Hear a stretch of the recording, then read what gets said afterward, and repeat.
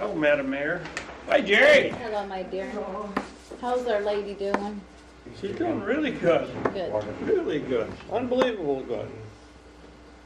We sure can. Okay, well, I think we need to. Okay, Right? I wasn't going to, but if you're going to, I won't. No, go ahead. You were prepared to do that. As long as it doesn't make a lot. How's Mr. Dave?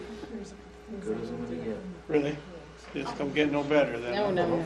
5 minutes from now. Yeah. I'll still be as good as I'm gonna get. Yeah, that means we're on. Just kind of continue. Tracy's got talent on this coming Monday. Yeah? That's correct. Are you in good voice? Just need the ground to warm up. Sure do. Relevant, his other voice was impossible. Hi. Just have farmers buy booze. You know, people that can't plant buy booze. Well, that's a different reason. They buy more if they're happy. No, it's not, no one asked, no one asked to put up with Good evening, Eric. You could do Do a reading or something? Hey, Jerry. Sorry to interrupt. No, that's fine. What do we got going? Jerry wanted me to fix something on her iPad. I can do that for you. Want me to do that for you? Yeah. Real quick? It's a setting in there, but I can fix it for you. This is how you do that a couple times. That works too. So at least that's quicker than church. Let's see. Where is... Fastest right away is charter cakes. Hey, it's worth it if it gets the job done. Right. What are you? Yeah, that's what, we can see the dancing, but I didn't know where to look through a camera to see the green, because it was kind of like that whitish gray, and they were dancing all over. It's like, how do you get the colors?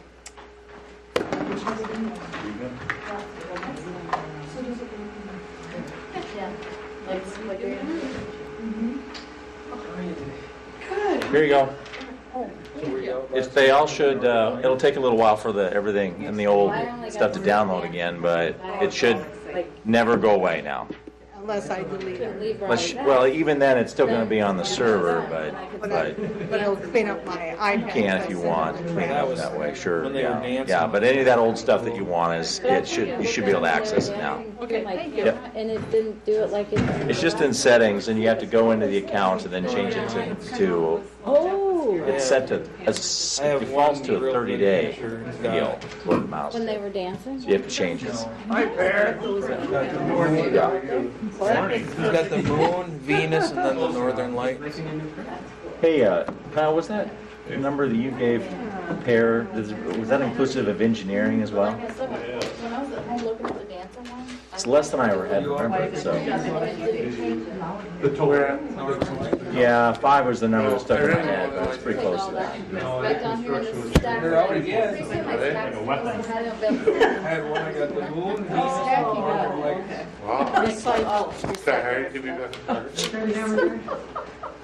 If you want to put it out, put it out there. We can put it out. Nobody probably knows it's here. No, I didn't know it was there. Did you want to take this home?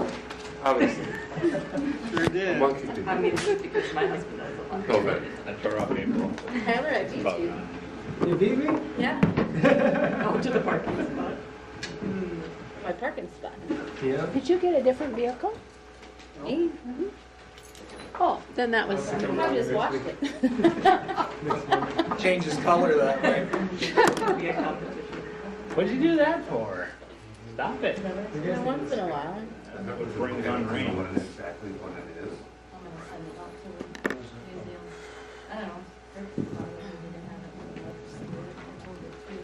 Fire this. Maybe I'm up 4%. Told you, it doesn't charge fast. What's that? What's your name? Kyle. 6:30. Ran into each other We're ready. once or twice. I'm ready. Okay. All over project meetings. Yeah, I don't. Silent mode on. Keep looking for that setting. What's that? I just tell Siri to go silent. That's the only way I know how to do it. Did you guys ready? Call to order the regular city council meeting for Monday, April 24th. I pledge allegiance to the flag of the United States of America and to the republic for which it stands, one nation under God, indivisible, with liberty and justice for all. You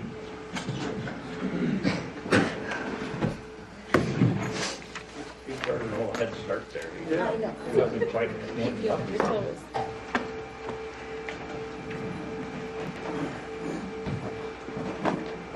Any corrections or anything to the agenda today? No change to the agenda. I guess my only request is Kyle Renicky is here to do a street projects update, and it might make sense to have him go first under that staff report since he has to drive back to Mankato tonight. Too bad you weren't driving last night. It would have been beautiful. All right, so you want to approve the agenda first, then have him do it? Yep. Motion to approve the agenda is written. Second? First and second, any further discussion? All those in favor? Aye. Opposed? Motion carries. Is there anybody in the public that would like to go that is not on the agenda? Seeing none. Where are you going? Because it's so loud back there, you can't hear a thing. Oh, I thought you were hopping up to the I'm like out of here, I'm over this. It is very loud.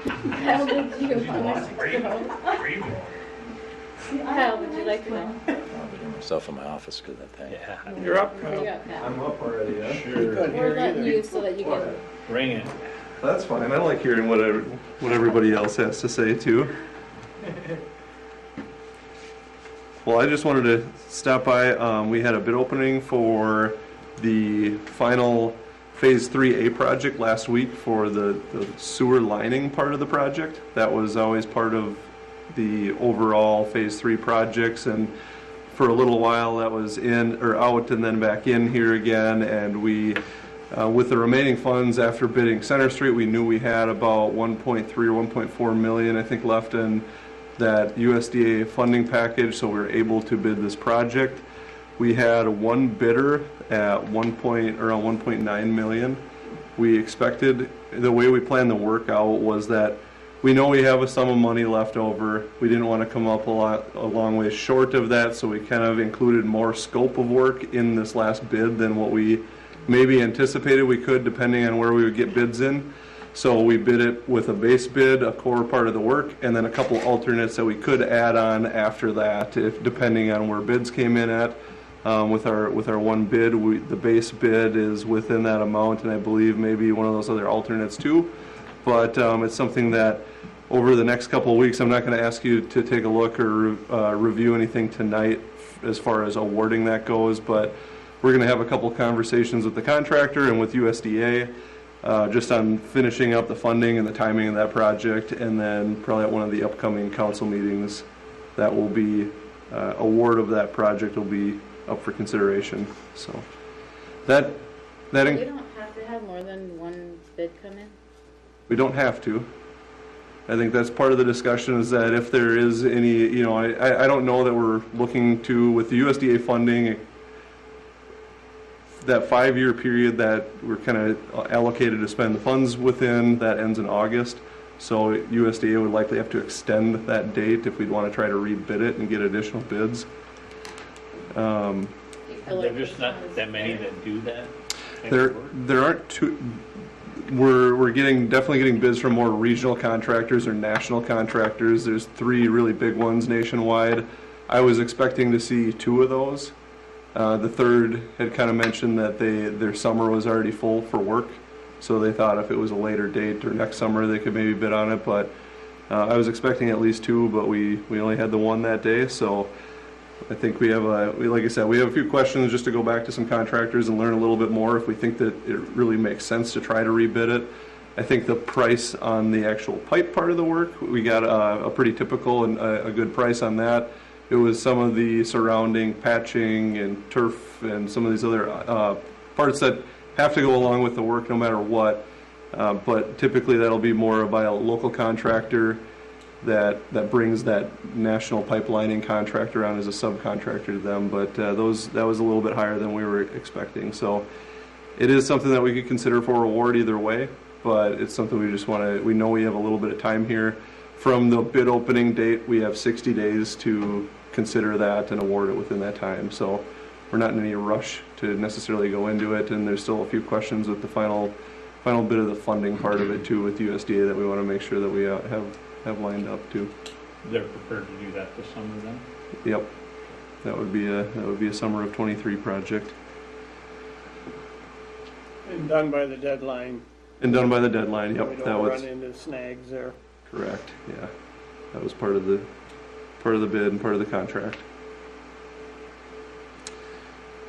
Any other questions there? That was for sanitary sewer work that would be up in the northwest corner of town, I'll call it, along Trunk Highway 14 from Casey's to the east, halfway down 14, a few of the blocks in that area, and then one of the small neighborhoods around by the hospital, and another one down by the school, extending up to Front Street.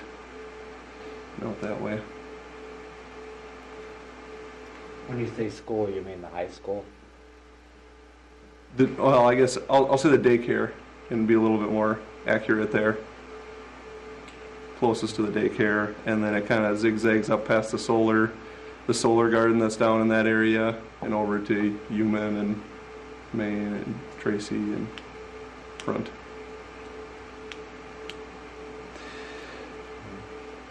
Otherwise, the rest of the projects, Phase 3A2, we still obviously have punch list work to do there and paving repairs on that project, so that will be coming up here. I would expect that sometime in later in May or June. We're waiting to get through our frost coming out of the ground and everything to dry out to make a final evaluation and walk through that with city staff and with the contractor to get the paving part of the repairs done.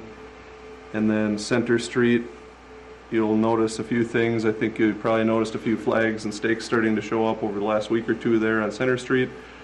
The gas company is in relocating some gas mains that they needed to, or they needed to update to bring up to their standards. And then in the next probably 2 to 3 weeks, we'll see that start to close down and utility work start to happen on Center Street. How deep are they going to go? Deep as far as the utilities there are pretty typical, to anywhere from 8 to 12 feet. Because they were boring one in on Center Oh, Street today. the gas I company. mean, that's going to come back out again then, right? Because you're going to go right through that. They weren't. They'll cross under it in a number of places, but that's typically a smaller line that they can work around then at that point. Yep. So that's only about 30 inches deep or so, 3 feet, the gas line. I just thought it was odd that they were doing that when we're going to have it all tore up this summer. Yeah, I think they're actually, what the plan is in most locations, they're moving their current gas main that's in the way of doing some of the work out to the edges to both update it and to get it out of the way of some of the utility work that's going on in the street. Yep. So, do we wait and ask our questions about 6th Street later after the whole frost is out?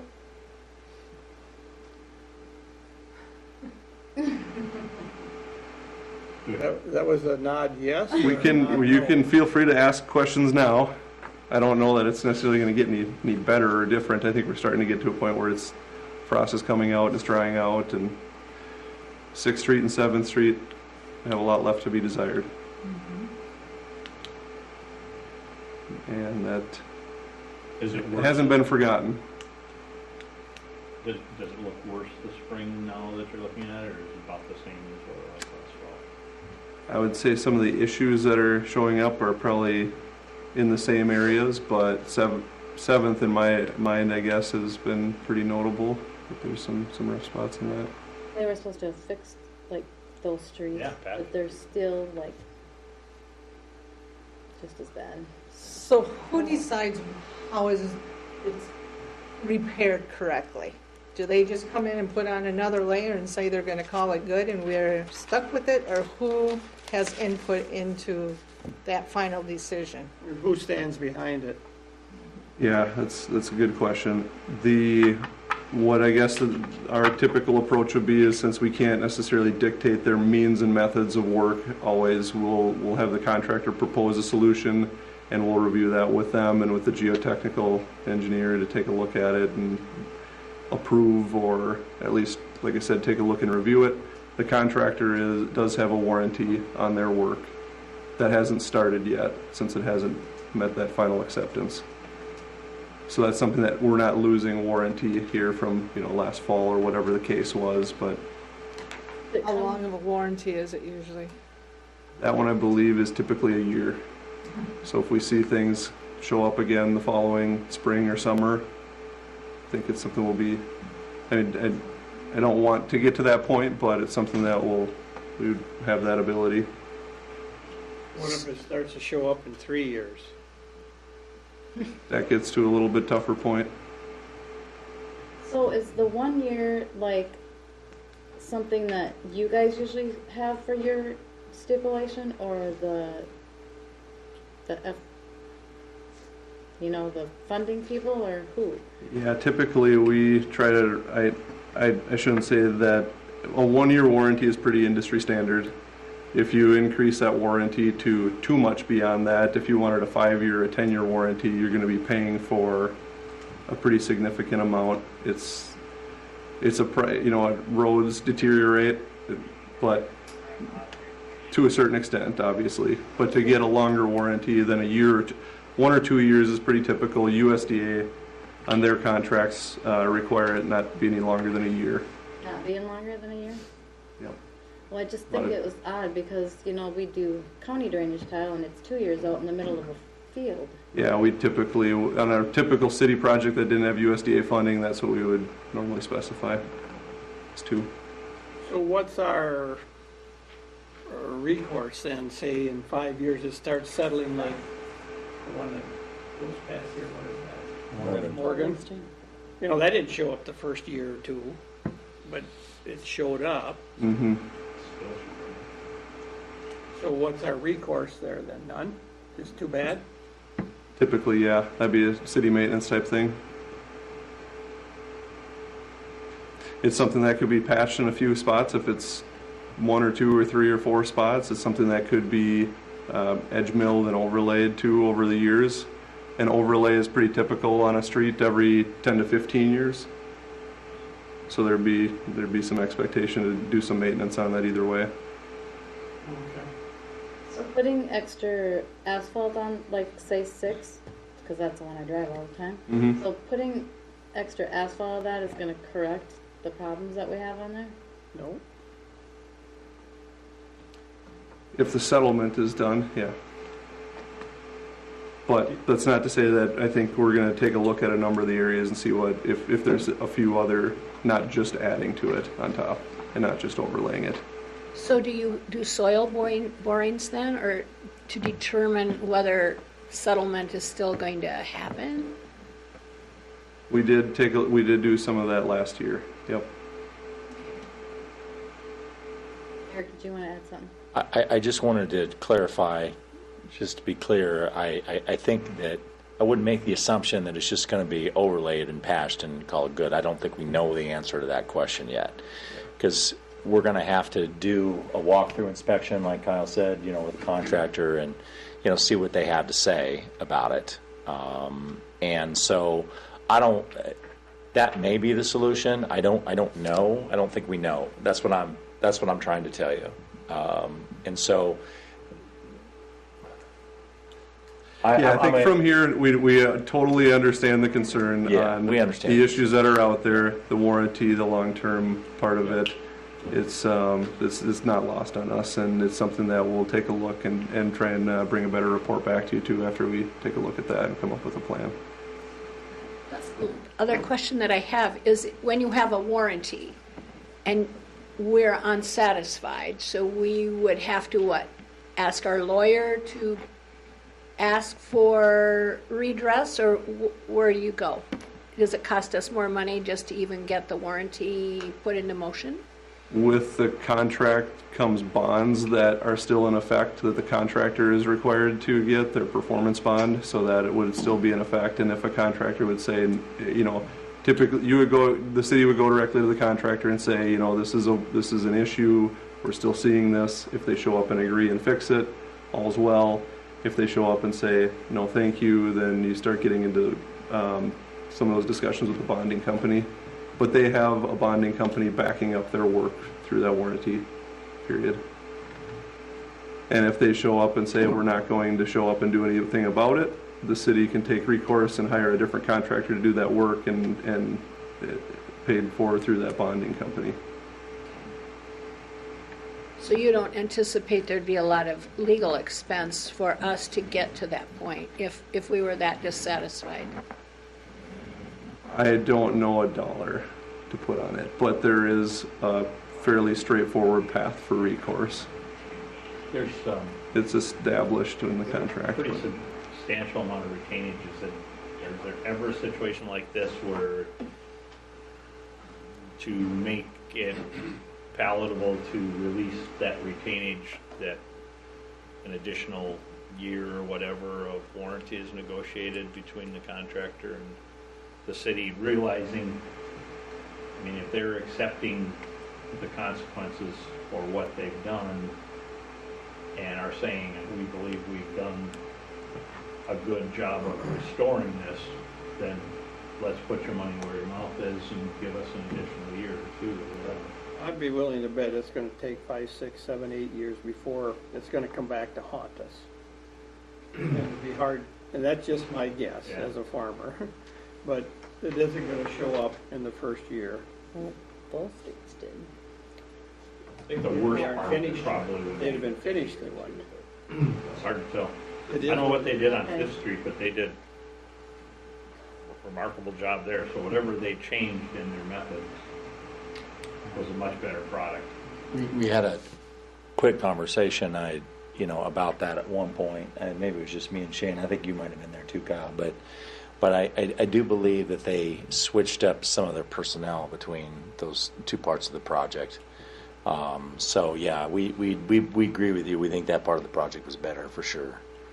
I mean, ultimately the message is we don't for sure yet know exactly, what's going to happen, and because, Kyle and I talked about it, and he didn't want to do a full inspection until all the frost was out of the ground, and we're probably pretty close to that right now, but making sure we know exactly how bad the settlement might be is before we inspect, I think, is the most important thing.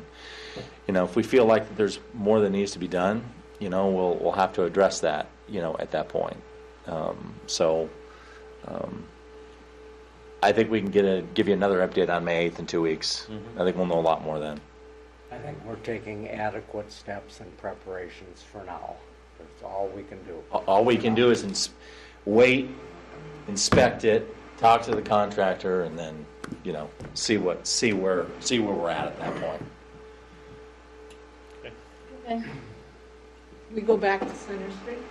Sure.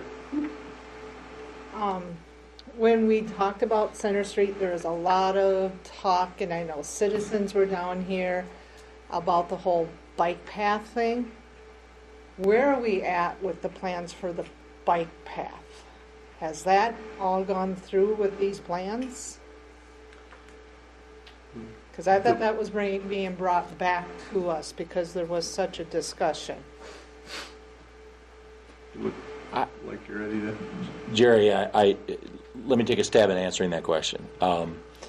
That night when the plans were approved, it included, the sidewalks and the bike lanes and everything else. What the city council wanted at that particular time is they wanted to make sure that section, to the north of 2nd Street between Highway 14 and 2nd Street on the west side, that it had a sidewalk and a bike lane that was off of the street so that you could still continue to park, all the way up and down. So the plan includes that, a little bit wider bike lane there. The other question was, what do we do about parking on 2nd Street? And right now, where we have arrived is basically giving everybody what they want, which is that there will be a shared bike lane along 2nd Street, and you'll still be able to park on that portion of 2nd Street you can still park on, and it'll be marked as a shared bike lane.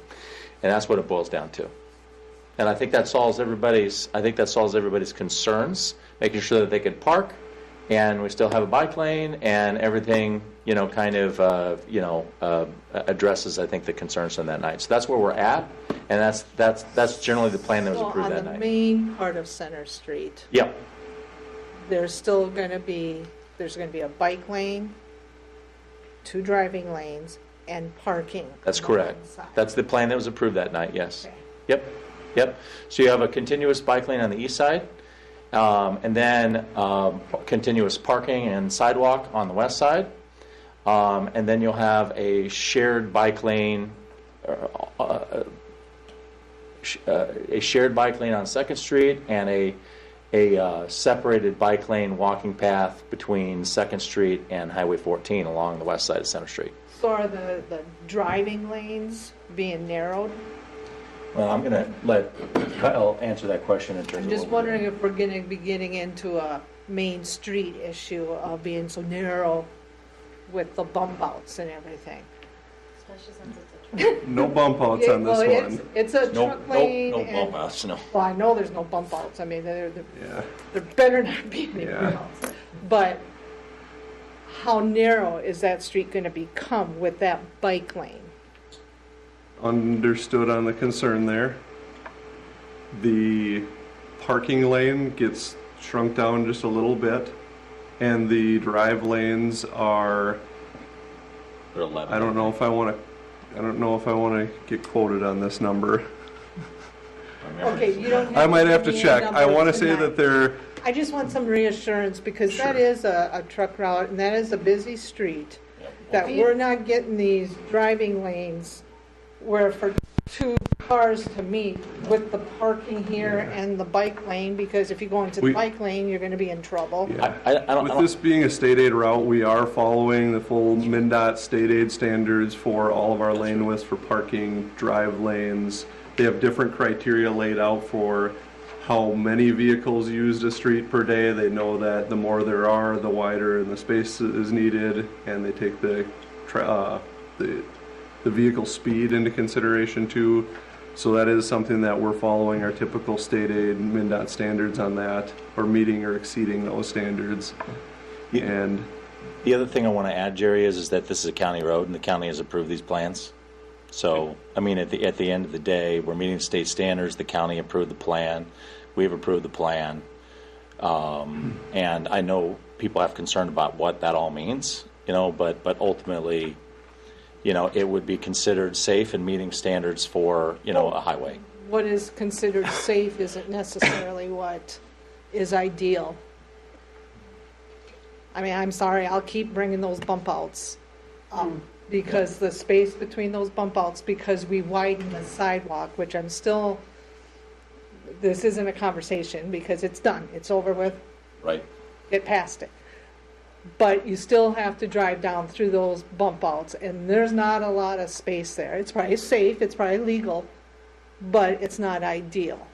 Well, why don't we do this? Because I remember we had this conversation before. We hadn't had a chance to do this yet because it was, it's been snowy and everything else. We haven't had a chance to do that. But one of the things that Kyle and I had discussed is for anybody that wants to, I think we could probably head out there, particularly when when the road is partially closed down, and kind of mark out where all of those things are so you can get a sense for it. We can put like a car in the lane or something like that and you get an idea of what that looks like. Would you be interested in doing something like that? Definitely, because Okay. we were Then told let's- we were then going let's- to do that. then let's and schedule that's that. what Let's do it we either did. way. Well, we just approved the plans in March to be fair. So it's Well, I know, but when we had the conversation and Yeah. our concerns were voiced, Right. we were told we were going Right. to do that. and we will do I didn't that. realize it was a total Did we, drop dead agreement. Well, and it was everything. you approved the plans that includes this last night. So or that when we approved it on that night. When you approved it on that night. Well, then that's bad on my part. So, I should have asked but that. but I do think that it would make sense because I like the word that you use, reassurances that this is going to be okay. I think it would help if we did that. So why don't we just schedule that Yeah, at some, agreed. at this as soon as we possibly can. Now that the weather's nice enough that we can get out there and we can invite anybody to come that they want. did we widen Center Street? it's going to be similar to what it is today. There are some parts where today it's 36 and some is 37, and it varies a little bit going down. We've more or less straightened that out. I think there's a couple areas that it might get a foot wider, a foot and a half, or something like that, but it'll be fairly similar overall. What is the width once you get it straightened out? It's 37 from the front of the face of the curb, the vertical part of the curb, to the other side. And I think what you'll find right now when we're talking about that bike lane on the east side, I think there's a little bit of striping out there already off of the edge on that side of the street. That's a couple feet. We're going to go a couple more feet, but I think when we meet out there and we paint a few things up and we can pull a tape measure across, we'll find it's not going to be vastly different. It's a little bit of a change. It does tighten that parking lane up. I believe the parking lane right now is 10 feet or more, and that's a fairly wide parking lane. I think 8's a more typical parking lane, so we lose a little bit of that, but we gain to take up some of the bike lane and keep the traffic lanes as wide as possible there. Probably won't have too many issues until we get the snow like we did this year, when it's 2 or 3 feet or 2 feet encroached onto the street, just because it's how it is. So then it'll squeeze things up if they're parking there. Obviously, we don't have a lot of bike rides. Yeah, we shouldn't have too much bike traffic then, but Well, personally, I think the new street is going to be a vast improvement over what we have now. Oh my goodness, now it's a crater. Now It is a crater. minefield. yeah, it's not a year too early right now. No, I think we got the max out of that. Okay, then can I just ask one more question about Center Street? Yeah. And then I'll try to be done. Is it your responsibility, or or is it contractors? Because from what I read, they're going to start going from Emery Street down to the tracks, more or less. Is it going to be what they take out first, the first part of it?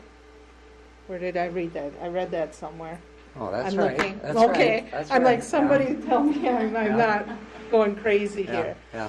I just want to make sure that those hospital signs route people appropriately, because if we go from Emory down to like the ambulance garage, there's not a route to go across Center Street directly to the hospital. I think the fastest route would then bring them down, what is this, 3rd Street? Third and over. 4th Street? Down 4th Street and just take them all the way out to the highway versus trying to go in residential areas and everything. Because people coming from the lake and all that, they're not going to have a clue how to get to this hospital. Yeah, that's a good, I know we've talked about having regular updates with the hospital and with the ambulance folks and everything like that too, but the out-of-town thing is something that if you do, yeah, I'd be curious to see your thoughts on some of the temporary signage for out-of-town folks, just to make sure that we get that right, because that is important. It is, especially if we're going to go all the way from Emory Street to the ambulance. Yeah, there's going to be not a good chunk of, a good number of blocks closed at one time. There is going to be crossing traffic, like on State Street, to get across through the construction zone, but if somebody doesn't know that, like you mentioned, whether we route them down 2nd Street or off of Trunk Highway 14 from the north, there's a couple options there that we can work with the contractor and with whether it's the city or folks at the hospital on a best plan there. That makes sense. That's just a couple extra signs to put up, and it's responsibility it was. no, but it's something we can help coordinate. definitely Yep, we'll need make to sure to I'll get make our sure to add it signage. to the list here as we're getting things started up. Okay, Yep. thank you.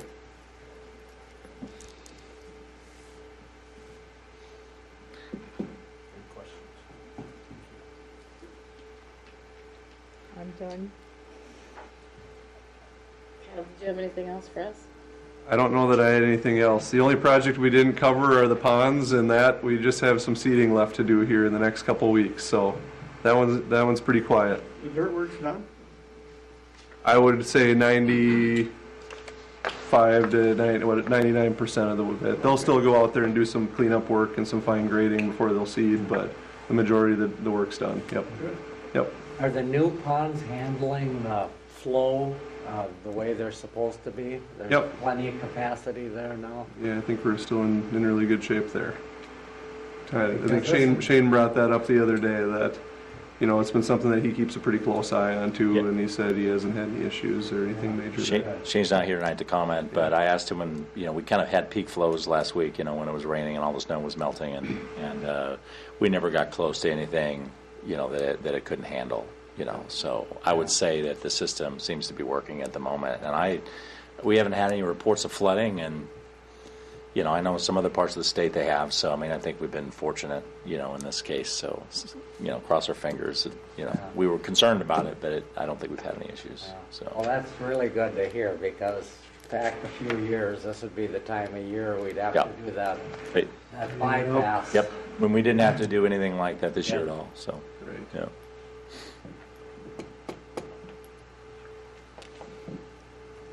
That's all I Any other had. questions for Kyle? Thanks, Kyle. I'll be back again in a couple of weeks, and you'll start seeing me a little more often now that everything's going to start to get busy. Thank you, sir. Thank you. We'll go back to our regular forecasting. We have somebody who would like to do the consent calendar. I'll make a motion to approve the April 10th council minutes, approve municipal accounts payable without breakthrough beverage, and approve municipal accounts receivable. I'll second that. First and second, any further discussion? Roll call, please. Landay, Aye. Jones, Aye. Dobson, Aye. Schmidt, Yes. Arvisu, Yes. Teagues, Aye. Mayor Corman. Aye. I'll make a motion to approve municipal accounts payable for breakthrough beverage. I'll second. First and second, any discussion on that one? Roll call, please. Arvisu, Yes. Schmidt, Yes. Dobson, Yes. Jones, Aye. Landay, Aye. Mayor Corman. Aye.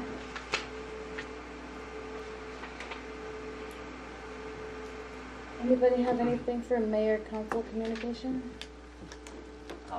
I've just got a couple things. I just wanted to remind the public of, we've got several big events coming up here.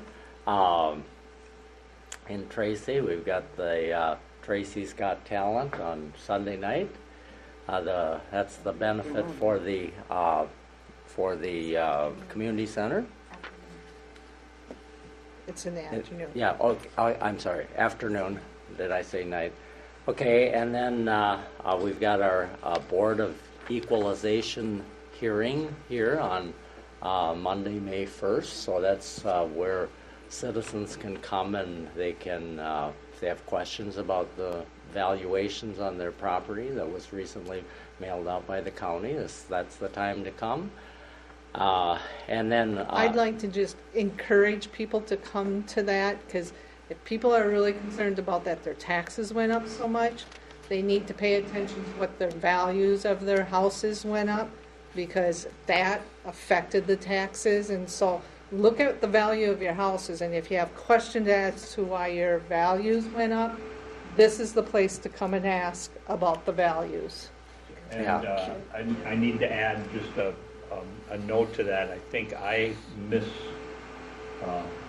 mistakenly said at the last council meeting that we could not adjust. I was inaccurate. We can adjust taxable market value. That's set by a number of other factors outside. But we do have that equalization, have the ability to change the market value, which is an indicator of how they're going to be taxed.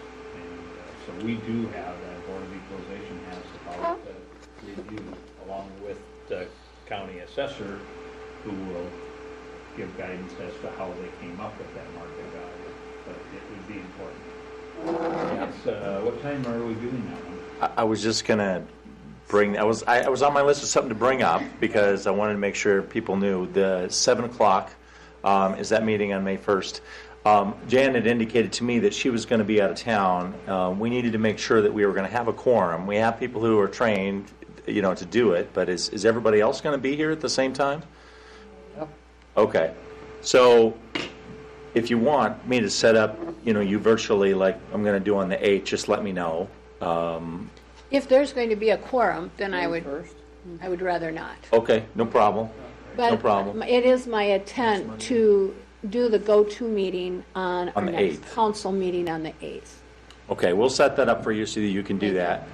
The question that I wanted to ask, because I know that there's been some discussion in the community about this, And of course, people's valuations went up, and so that, you know, they look at that and say, "Oh my gosh, you know, what did you guys do to me?" And a lot of it, you're right, council member, has to do with the value of your home, and not specifically anything that we did, and that is determined by the assessor.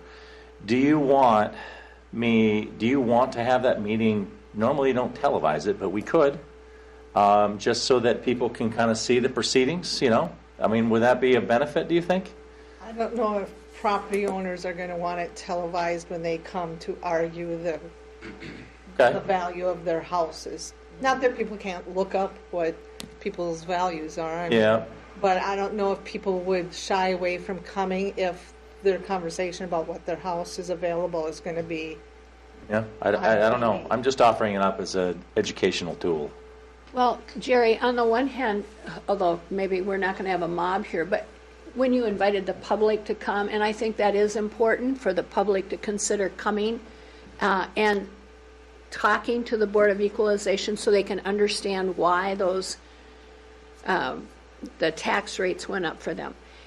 So if we're doing, I mean, they'd have to reveal that in front of the public that was here. But it's going to be a lot less people that would come down here versus people that want to just tune in and find out what people's houses are being valued at. Okay. I think it makes it too easy for people to just try to get their nose in people's business. To be point blank, I don't know if that's politically correct to say, but to be point blank. Looks like Diane liked it. I'm fine with keeping it just the way we've had it as long as we encourage people to come down, you know, because it really is a lot of good information. It is, and we usually don't get many people to come down, and that's why I really, because they can't go to the county and dispute their values without coming to the local one first. And I don't know if people realize that either, that they have to come to the local board of equalization before they can go up to the county. That's right. You can't complain about it if you don't come here and talk Right. about it. The other thing I want to add too about that is that's a very good point, that if you want something to change, you have to come here first. But the other thing that's important is that this is really about an individual protest for an individual piece of property. And so this isn't the moment where you can come in and say, well, you know, the taxes are too high, you know, lower the taxes. You have that opportunity in the public hearing when we do that in December every year for the next year's, you know, tax assessment. But and we'll have another public hearing on that for the 2024 budget in December. But sometimes people get confused about, you know, what meeting is this and what's that about, and it's about taxes. But it's just about your individual property, and that's it. So about, if they was to come and address it, the only thing they could really discuss is how you got the value of my house this high. Yep, that's right. I don't believe it's worth that much. It's Yep. kind of, and I think that would be hard for people to do. That's correct. Well, it depends upon how it's being, so it's going to be where they came up with that market value. And so the assessor will have comparables. And if they say, no, that's not a decent comparable, or no, I don't have that much finished, or whatever that is, I mean, they do have an opportunity, that and also discussing the zoning, you know, if it's not correctly zoned or whatever, I think is a part of it too. We have a commercial and it should be residential or something, you can ask that question. Okay. Well, thank you for that guidance. We won't change anything. May 1st. Yep, May 1st, 7 o'clock. Yep. And Mayor, I had one other date or event coming up, and that's just to remind people that the annual meeting for the Wheels Across the Prairie is coming up on Sunday, May 7th at 1 p.m., and everyone's invited if they want to hear about what's happening at the museum, and always an opportunity to get involved out at the museum. Thanks, Seth. Anybody else have anything? Okay, so we'll move into staff reports. Who would like to go first? All right, Tyler, you've not got to go first, I don't think. Do you want to go first? Thanks, sir. Bye, Tom, thank you. Okay, let me know, I'll walk. Don't walk all the way to Mankato. Nice to see you, Kyle. All right, good evening. So some exciting news. The audit started this past week, a week ago on Monday, and they came in and said, you have some things to get ready for us, and we'll be back in 2.5 weeks. So that was fine to hear. Been getting things ready for them now. They gave projects both to me and Eric, and I'm over halfway done with my part, and Eric's moving along well in his too. And they'll be back on May 8th to finish up their field work. So it's going well. When does that due again? Are they going to be on pace for that, you think, then? Well, you may remember that they said they may not meet the June 30th deadline. If they do not meet the June 30th deadline, then what we'll have to do is ask for an extension, which generally the state will give us. We had to do that a few years ago because of COVID. A lot of cities had to do that a few years because of COVID. So at this point, I don't know, but I would be prepared for them not meeting it. But I don't think we'd miss it by much, a few weeks. I think we're looking at July at the latest. And there's no penalty? No, there's no penalty for it. They just have to, the state auditor's office just has to give you permission. There's a little form you fill out and, they say it's okay, that kind of thing. So probably somewhere around the 1st of June, depending on where we're at, we'll have to make that determination. And I'm not surprised because their workload was really high anyway, and we're a new client for them, and so figuring out what they want. Abdu had been doing things for a while a certain way, and in fact, they had been doing some of the work. Actually, I think pretty much all of the work that they asked us to do, Abdo had done for us previously, in reality, and so it's kind of a different experience, I guess you could say, in this particular case. But that's all right. We'll work through it. We'll get the same product in the end. Yeah, they couldn't have told you what they wanted before they got here. Well, yeah. I mean, I think anytime you're working with somebody new, just trying to figure out, what that means, and that's what we're doing. And so it'll be easier next year. Right. And then in regards to utilities, March revenue was up a lot compared to March of last year. And snowbirds have been returning. That's part of it. There's usage from them. And then I think a big part of it was different meters freezing up and then the thaw. And then all of a sudden you had all this water flow. And I know there was a lot of water flow out at the trailer park. One of the trailer homes wasn't heated, and so once that thawed out, they had a lot of water flow. Who's responsible for that then? The owner of the trailer park. And there were other cases too in town, not just that one. And then also water softeners running. There were several cases of that month, and so our revenues increased. Tyler, about how many homes do we have in the city where the property owner discontinues service for a few months in the winter? That'd be more of a question for Krista Van Andriese. I don't know if I'd even venture a guess.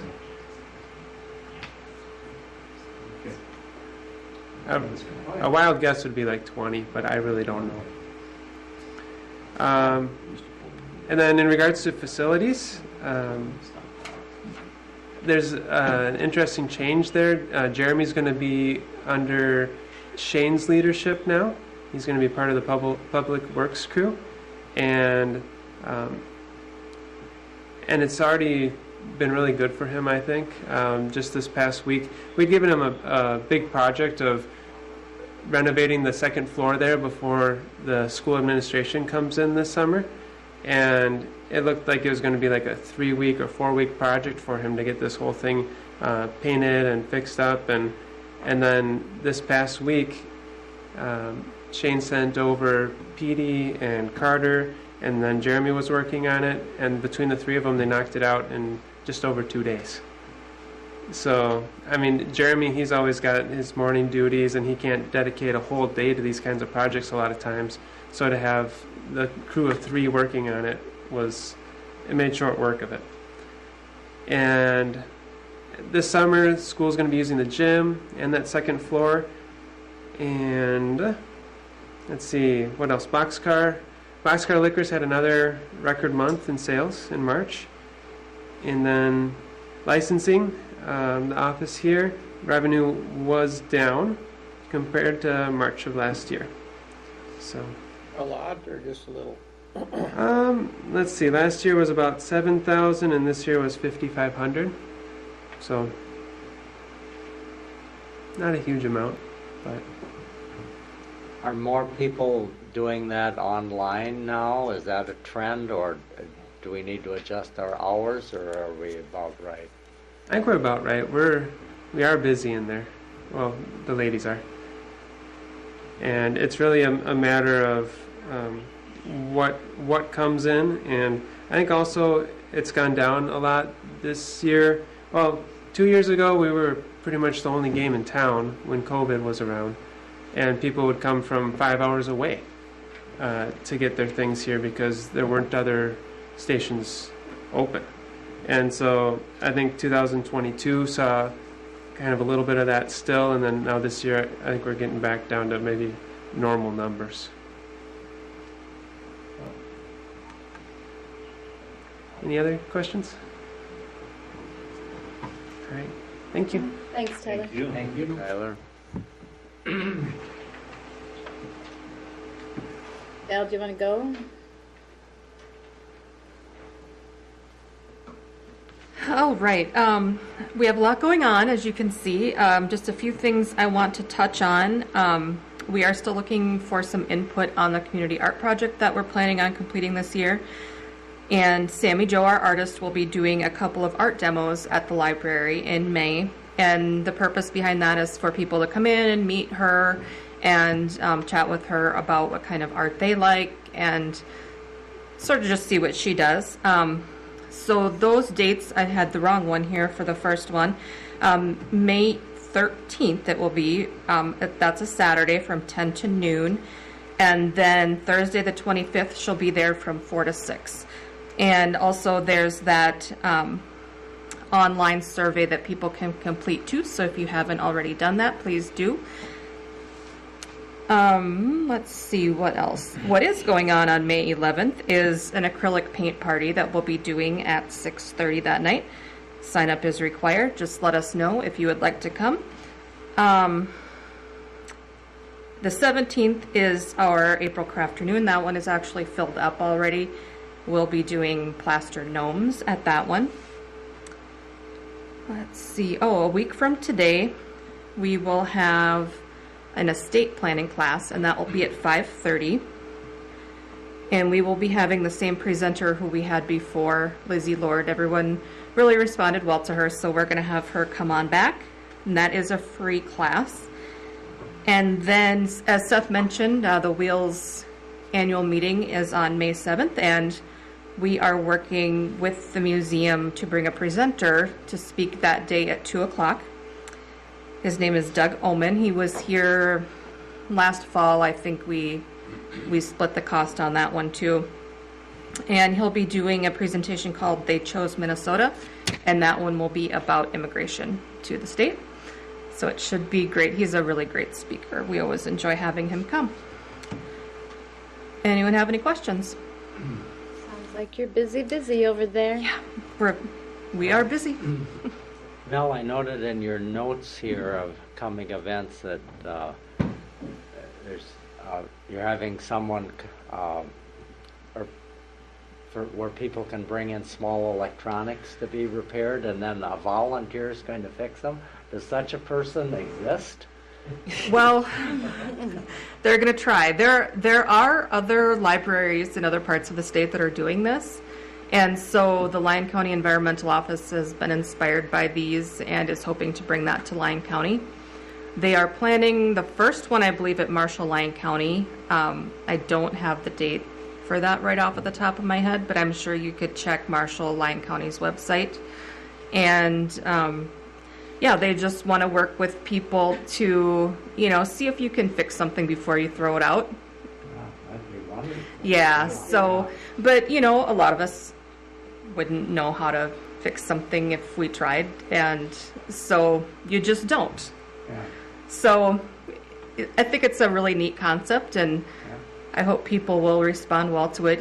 Just come and have a new cord put on your lamp, or things like that. So if you know anyone who would be good for that, let me know, and I will pass that on to Stephanie. It's nice that they're doing that. Yeah, some exciting things there. Val's Fix-It Shop. Yeah, you don't want me doing that.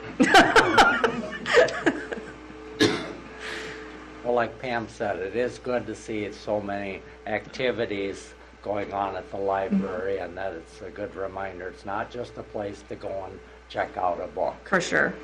Yep. Yeah. Good job, Bill. All right, thank you. Thank you. Well, on that note, we did have a really good sales, but we also, there's probably like about 10,000, I think, over last year's sales for the month.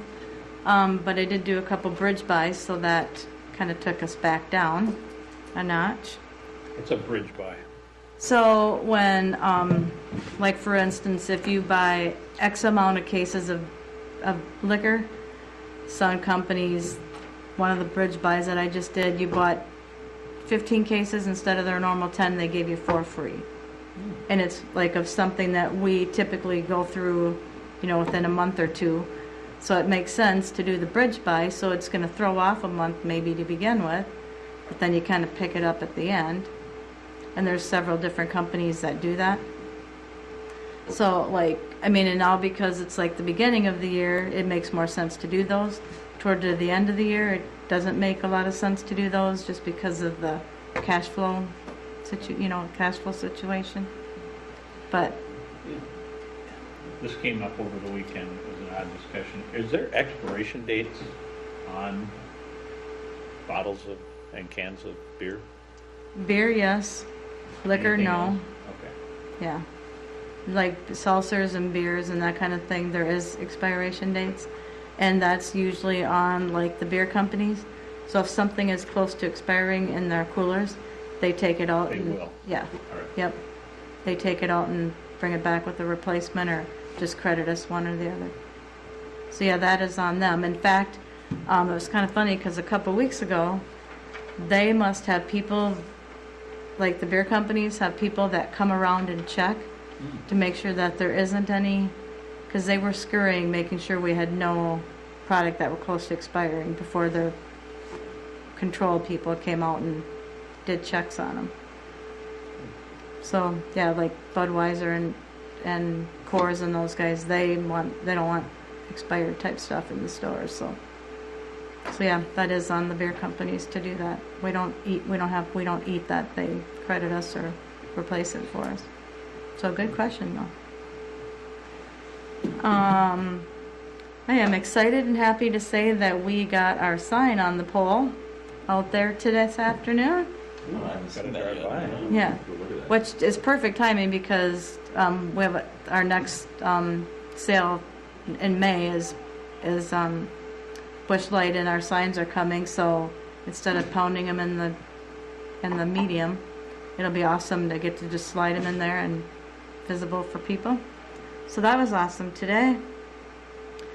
Continuing to work on Burgers, Bands, and Brews. We're excited about that whole event and excited for the city and the community to pull everybody together for that, along with the Aloha Night. This weekend is the MMBA convention that I'll be attending for a few days. Also excited to say that we got awarded another award. There'll be more later about that, but another one of the top 100 retailers by National Beverage Association, I think is the name of it. So, but we'll find out more about that. That convention is like in June. What else? Next week MMBA. That's probably about it. Just continuing on with where we're going. Anybody have any questions? But I gotta say that burgers, bands, and brew thing, everybody in town ought to come to that. It's like 3 bands, a burger for $10. How can you beat that? I know. And then this year we're doing tastings then too. And tastings, yep, for Bra Brothers and Painted Prairie. It's cool. So yeah, great community, and I mean it's a great community event, and getting everybody to come out and chat with each other and that kind of thing. So A lot of fun last year. Just hope for good weather. It's gonna be 78 degrees and no wind. perfect. I won't have to wear my long underwear underneath of that t-shirt like we did last year. So, anybody else? We good? Thank you. Thank you. And Jason, do you want to go?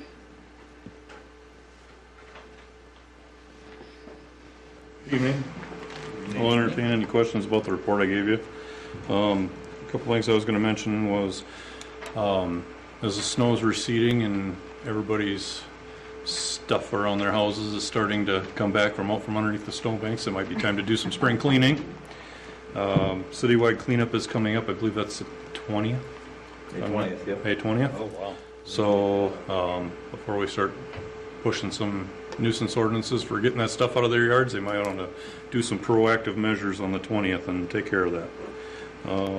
Today the 22 squad went up to Redwood for some warranty work and evaluation, so that'll be gone for a couple days.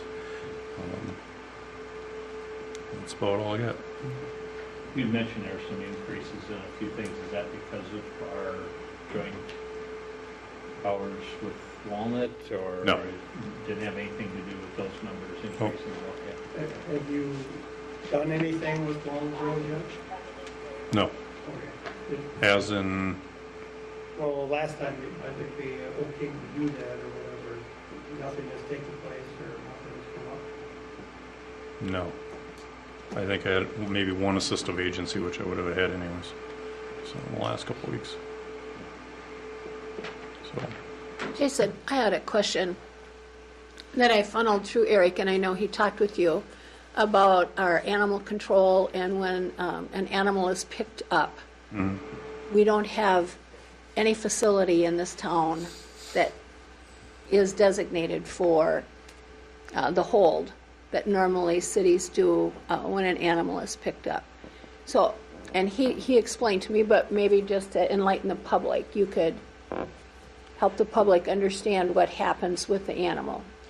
Right now, if we pick up a stray dog, or we only deal with dogs, if we pick up a stray dog, if it doesn't have a collar or a tag that gives an identifiable mark, or we don't know whose it is, or we can't find somebody in the immediate area of where it was located that might know who the dog is, because I mean, we'll talk to a couple neighbors, see if they recognize the dog. I usually go find the mailman and see if they recognize the dogs, because they walk town all day long and know every one of them. And if it doesn't have any of those, and I can't find the owner in that means, I'll go out to the vet and I'll have them scan it and see if it has a microchip implanted in it. If it doesn't have a microchip implanted in it, then our next step is to post pictures of it on Facebook. And we've had a fairly good success rate with that, with people saying, yes, I know whose dog that might be, or hey, that's my dog, you know, response from Facebook and people calling in. Sometimes it takes a few hours. If it's a good animal and he's not having a hard time, he'll get to sit in our lovely back seat caged area for a little while and ride around town with us for a little bit and do other calls. But no, we do not have a holding facility at this time. If it comes down to a couple hours and we can't figure out whose dog this is, a couple times we've taken them out to the city shop and either tied them up inside or tied them up out back if it's a nice day, just to hold them for a few more hours to try to find somebody. And then Officer Hansen got a list of a few people that would just basically border them or take them for a short period of time. to help us out for a night or two until we try to find the owners. And that's worked in a couple situations. Just we've had a couple just recently where I'm pretty sure people just drop the animal off in town, kind of thing, to get rid of it.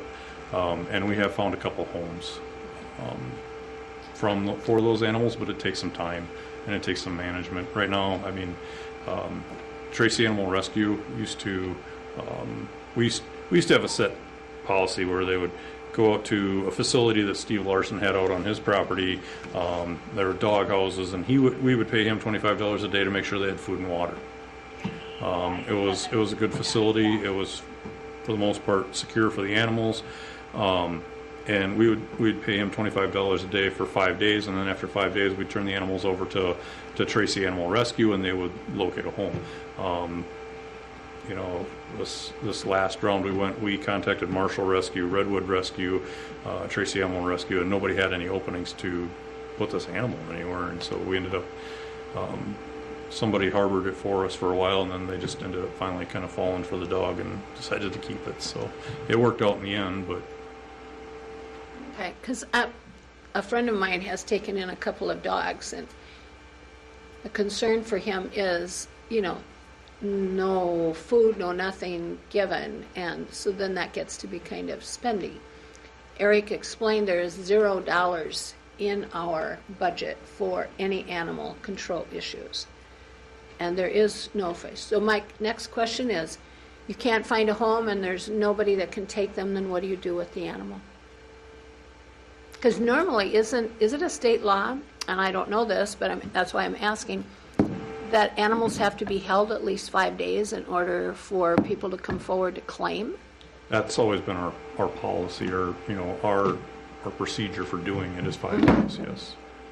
So, and at that point in the past, and I'm talking years past, before Tracy Animal Rescue started here in town, which I'm rather familiar with. Yeah, and when it first started out with just a couple teenage girls that were really good at finding homes for these dogs, and it kind of progressed from there.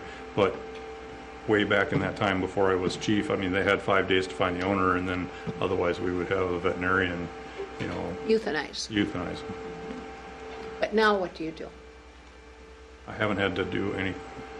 I But found what some would place you for do? them. Yeah, and I'm glad to hear Yeah. that. And kudos to Officer Hanson and yourself for having something, but the day comes that you can't accommodate an animal. What are you going to do?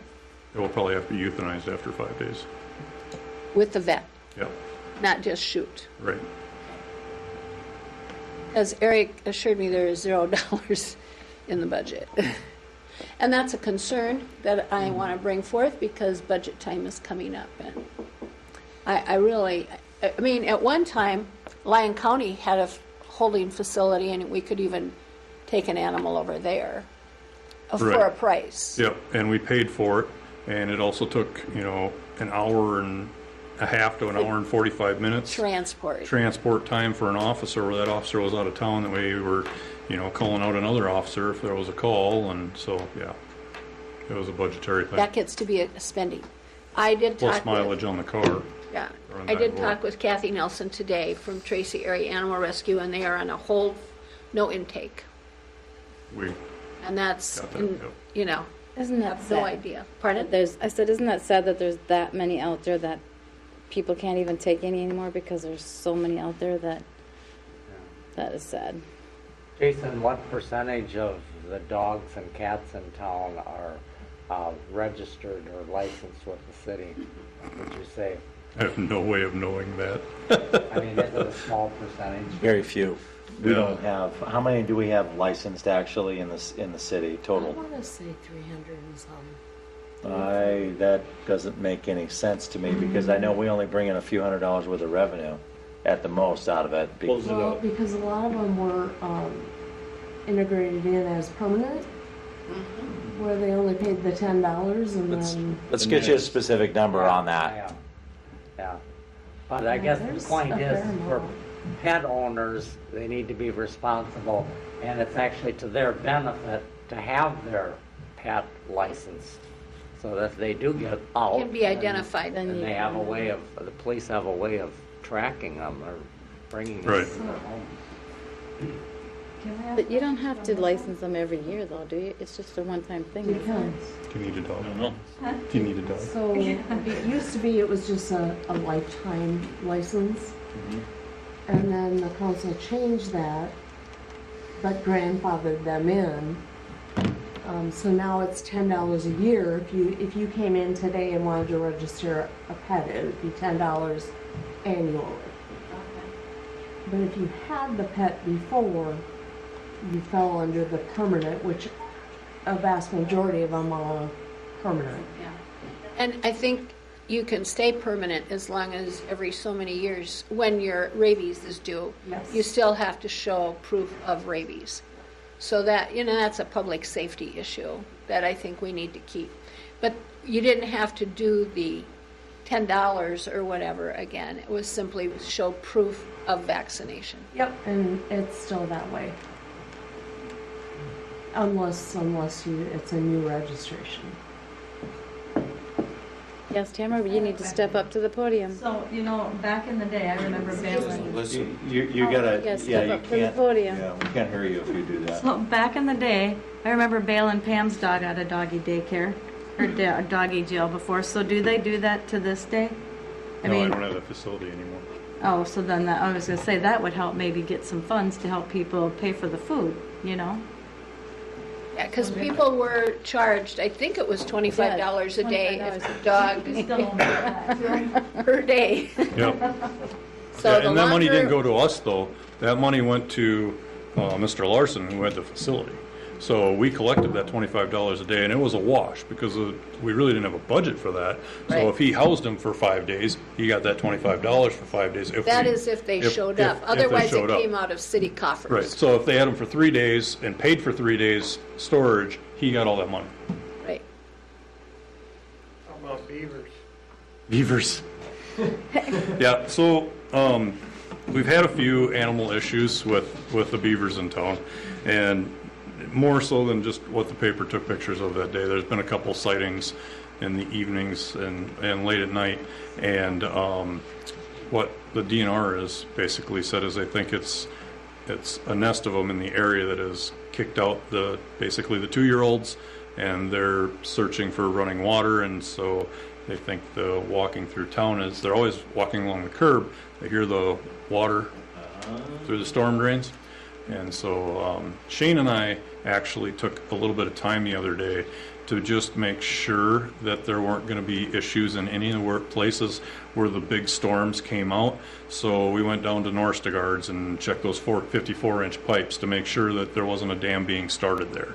And we did the same thing out in Greenwood along the railroad tracks with that ditch to check that, that exit. So yeah, we've been watching for them. So hopefully they're just walking through town and finding somewhere else to go. So. I made Kendall drive out there yesterday. It's like, I want to go see if he's there. And he's like, you're crazy. They don't come at, they're not, they're not out during the day and they're not out blah, blah, blah. But I'll drive you out there. I wanted to see him. But I didn't see him. We didn't find them either. I know. Thank you. Yep. Anything else? Thanks, Jason.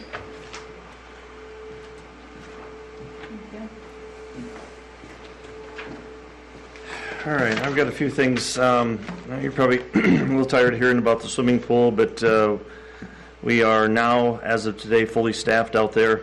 The swimming lessons that we will be signing up for, we'll have a sign-up night for that.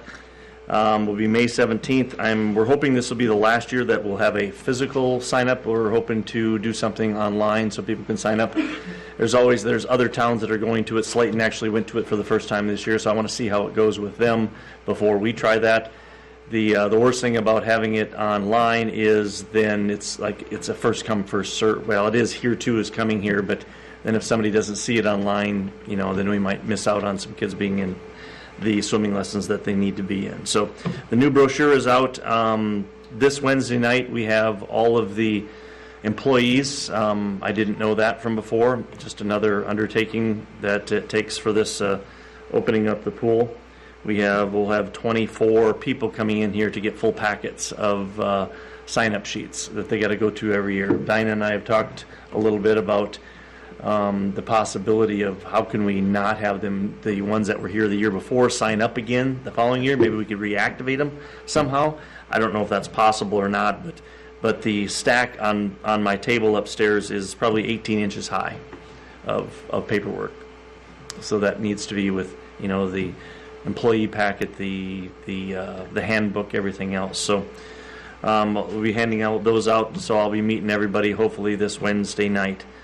I'm getting a lot of help from the new manager out there. Of course, she's going through a lot of this herself new. We have our first round of training for the swimming pool will be the 31st of May, the 1st and 2nd of June. Of course, she and the two assistant managers are all in school yet, so I will be out swimming with the I won't be out there swimming with them. No, we don't want to see that. But I'll be out there with them for their the few days of training that will be getting done by the Red Cross. So, any questions with the pool? Nothing? Okay. And opening day is? Opening day will be the 2nd. Of, or the 3rd, I'm sorry, the 3rd. Okay, the 3rd of June. Yep, the 3rd of June. That'll be Saturday night. So it'll be kind of the same thing we did last year. Jan, is the Burgers, Bands, and Brews that night. We had opening of the pool that night. The night before, on Friday night, we'll be having the first movie night, which will be, the movie is Jurassic Park something or another, the new Jurassic Park movie. What's that? Jurassic World Dominion, Jurassic World Dominion, whatever that means. So come on out for the movie on that on Friday night. So, Burgers, Bands, and Brew, are you going to have the pool open, no charge, just to get people to come? Well, the Burgers, Bands, and Brews will be held at Central Park. Yeah, so I realize that, but I mean, you have the pool open that night, right? That will be open till 7 o'clock. Yep, yep. So I didn't know if there would be some. No, we'll have attract more people by saying one night free or something. No, we haven't. I don't think there'll be anything like that. But we'll have well, depending on what the weather is. This past year it was chilly and we had a very little turnout. The year before that, remember, the first week in June was 95 degrees the whole time, and we had to call in extra help at the pool because there was. I never, just going along with the employee, I never realized it until this year. You know, we've had the same manager for 10 years, but you know, we have 7 people working at that pool at all times when it comes down to lifeguards and with front desk and concessions and an assistant manager or a manager there. So 7 people at 10 hours a day, 7 days a week. We're lucky that we can pick up 23, 24 kids and adults that will actually work at the pool. So we've been, it's so far, knock on wood, it's been going quite well, but we're not open yet. The last part of the second application for the UCAP, the commercial and the home occupied is going to be tomorrow. I have to give them a couple of pieces of information that we're getting tonight signed by the mayor, and then I will be bringing those into UCAP tomorrow. So that will be going in. The second part of that application will be going in tomorrow. So really, which is a good thing for me. There's nothing really else for me to do on that till probably September for sure. I am fielding phone calls after it was in the newspaper, 2 weeks ago or whatever. So that was I'm getting a lot of phone calls on. Okay, when do we fill out the application? When do we do this? When do we do that? So I'm fielding quite a few phone calls on that. Last thing I just want to bring up, right now Eric and I are working on a potential housing assessment. Many of the programs that I'm working with housing is UCAP, with UCAP, Southwest Housing Partnership, workforce housing, any kind of housing. We found out that everything, to get any kind of money or any kind of grants or anything, there has to be some kind of housing assessment. So right now Eric and I are sitting down and going through and weighing the risk versus reward of, because it's an expensive study. It's not just throw something together on a piece of paper and this is the housing study. This is something where it comes in and it usually takes 60 days, 90 days to complete. We have found somebody that will give us a large chunk of money for a housing assessment, but it's still, even after that, you know, there might have to be something in the budgeting that we'll have to do to move some money around, because we'd like to get that done this year. Because if we can get it done this year, they usually will last right around 10 years. I have found 3, actually Eric found 2 of them, of the places that we can get them to come in and do those applications or those assessments. And so we're going to have 3 of them that I'm going to give them. Eric and I are going to go over that tomorrow on what the scope of study is, what we want them to give us. So we're going to do that tomorrow. Then I will get it out to these 3, and then they'll send it in on what this is going to cost us. What I've seen so far, and I hate to be even, I don't even want to say what the cost on those things are, but it's the high teens, early 20,000s to get something like that done. But if it's $20,000 and you can get, you know, a certain amount of money in a some kind of grant that can come back to us for housing, it'll be well worth it in the end, I think. But we're deciding that right now. Jeff, would this study tell us how many vacant houses there are in town? Yes, it'll do all. Yes, I'm sorry. And what condition the house is? Is it worth saving, or that kind of information? I think it'll give us some of that stuff, but it'll also tell us what kind of housing that we're going to need in the next maybe 10 years. I think it pushes, that's what it does. In fact, the one I just read from Cottonwood that was done, it was done in 2020, and then it showed what type of housing that was going to be needed towards population growth or decline, what's going to be needed over the next 10 years. That's what we're looking for, whether it is single-family homes, whether it's apartments, whether it's, you know, whatever the case may be. They'll look into everything. Didn't the city do this housing assessment some years ago? Maybe the Maxwell Housing, or you'd have to help me out. That is the name of one of the companies that we've talked, Maxfield. Yeah. But I've never seen one that the city did. Have you? Nope. I've never. If that's news to me, I'd be interested to know if there was a copy of that. Jan, do you remember? Okay. If you're the only one that remembers it, it might have been a while ago. My guess is it's probably outdated at this point, but not saying anything about how long you've been around. Right? Yeah. You know, it depends on what it was done with it. Now, some of the things that the people that are working with us, if they need something like this, and if it needs to be updated, and if it needs to be newer, then it's something that we're going to have to do if we want to get the help. And to be honest, we can't do it without help. Yeah. We don't have the money to do something, you know, like a housing project, or whether it might be apartments, or whether we have to have help. There's a huge gap, and you're not just going to get some developer to come in here and lose their shorts just because they want to help out Tracy to put some apartments or some houses in here. No, I think that's good. We've banged up against that several times now with, okay, what should we have? We want apartments? Do we need single family? And I don't think any of us are in a position to gauge that. I think we need some professionals to come in and say, based upon your city, based upon similar cities, based upon what's coming on down the line. I think it's a speculation, Tom, until we find something like that out. Yeah. You know, I can, and I'm not an expert at all. I wouldn't even claim to be. The gauging I'm doing is the phone calls that I'm getting. Right now, it's picking up where I get and I mean a lot. You know, I think in the week and a half there was 7 of them, families looking for places to live. Or out of the 7, there was 4 of them that were families, and 3 of them were single people that were looking for something to live. You know what they were looking for? Just rentals for now. But I think we need that information to determine, do we have to look for additional, we're going to be talking about some lots and stuff in a little while. I mean, do we begin thinking a process of development on down the line? It makes no sense to do that if there's no potential of enough residential new builds for current economic conditions. So we need to know that. Yep.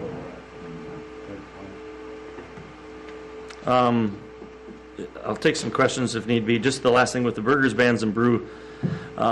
We are in full swing in that, so we will. The tickets are ready. So, and again, like Tam said, that's $10 for a ticket for for 8 hours worth of entertainment and a meal. I mean, it's ridiculously low of what we're offering this for. It's to get people out, just like Pam said, that it's just to get people out and about.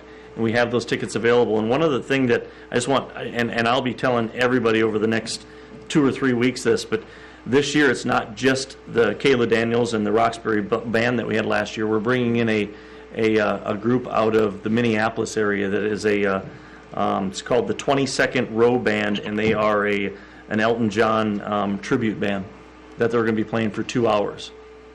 Then they are booked solid, and they had this weekend open. So we have something that, yes, it's going to cost us more money for that, but we have gotten more money given to us this year than we even did last year. Just about $1,000 or $1,200 more than last year, but we are getting some more, and I'm not done with that yet. But we still need to be able to make that up because we got a couple of good causes this year, giving to the Tracy Area Community Foundation and also to the Central Park Improvement, or all the parks improvement. So there are a couple of really good causes that really hit home with everybody in Tracy, and we have the type of music and what's going on that day for everybody here in town, no matter what the age is. And just a reminder to let these people know that the proceeds from this event does go back to the community. It's not like we're profiting from any of this. It just goes back to the community. Once the money is paid for what it costs us to do it with, because we have there's a lot of expenses.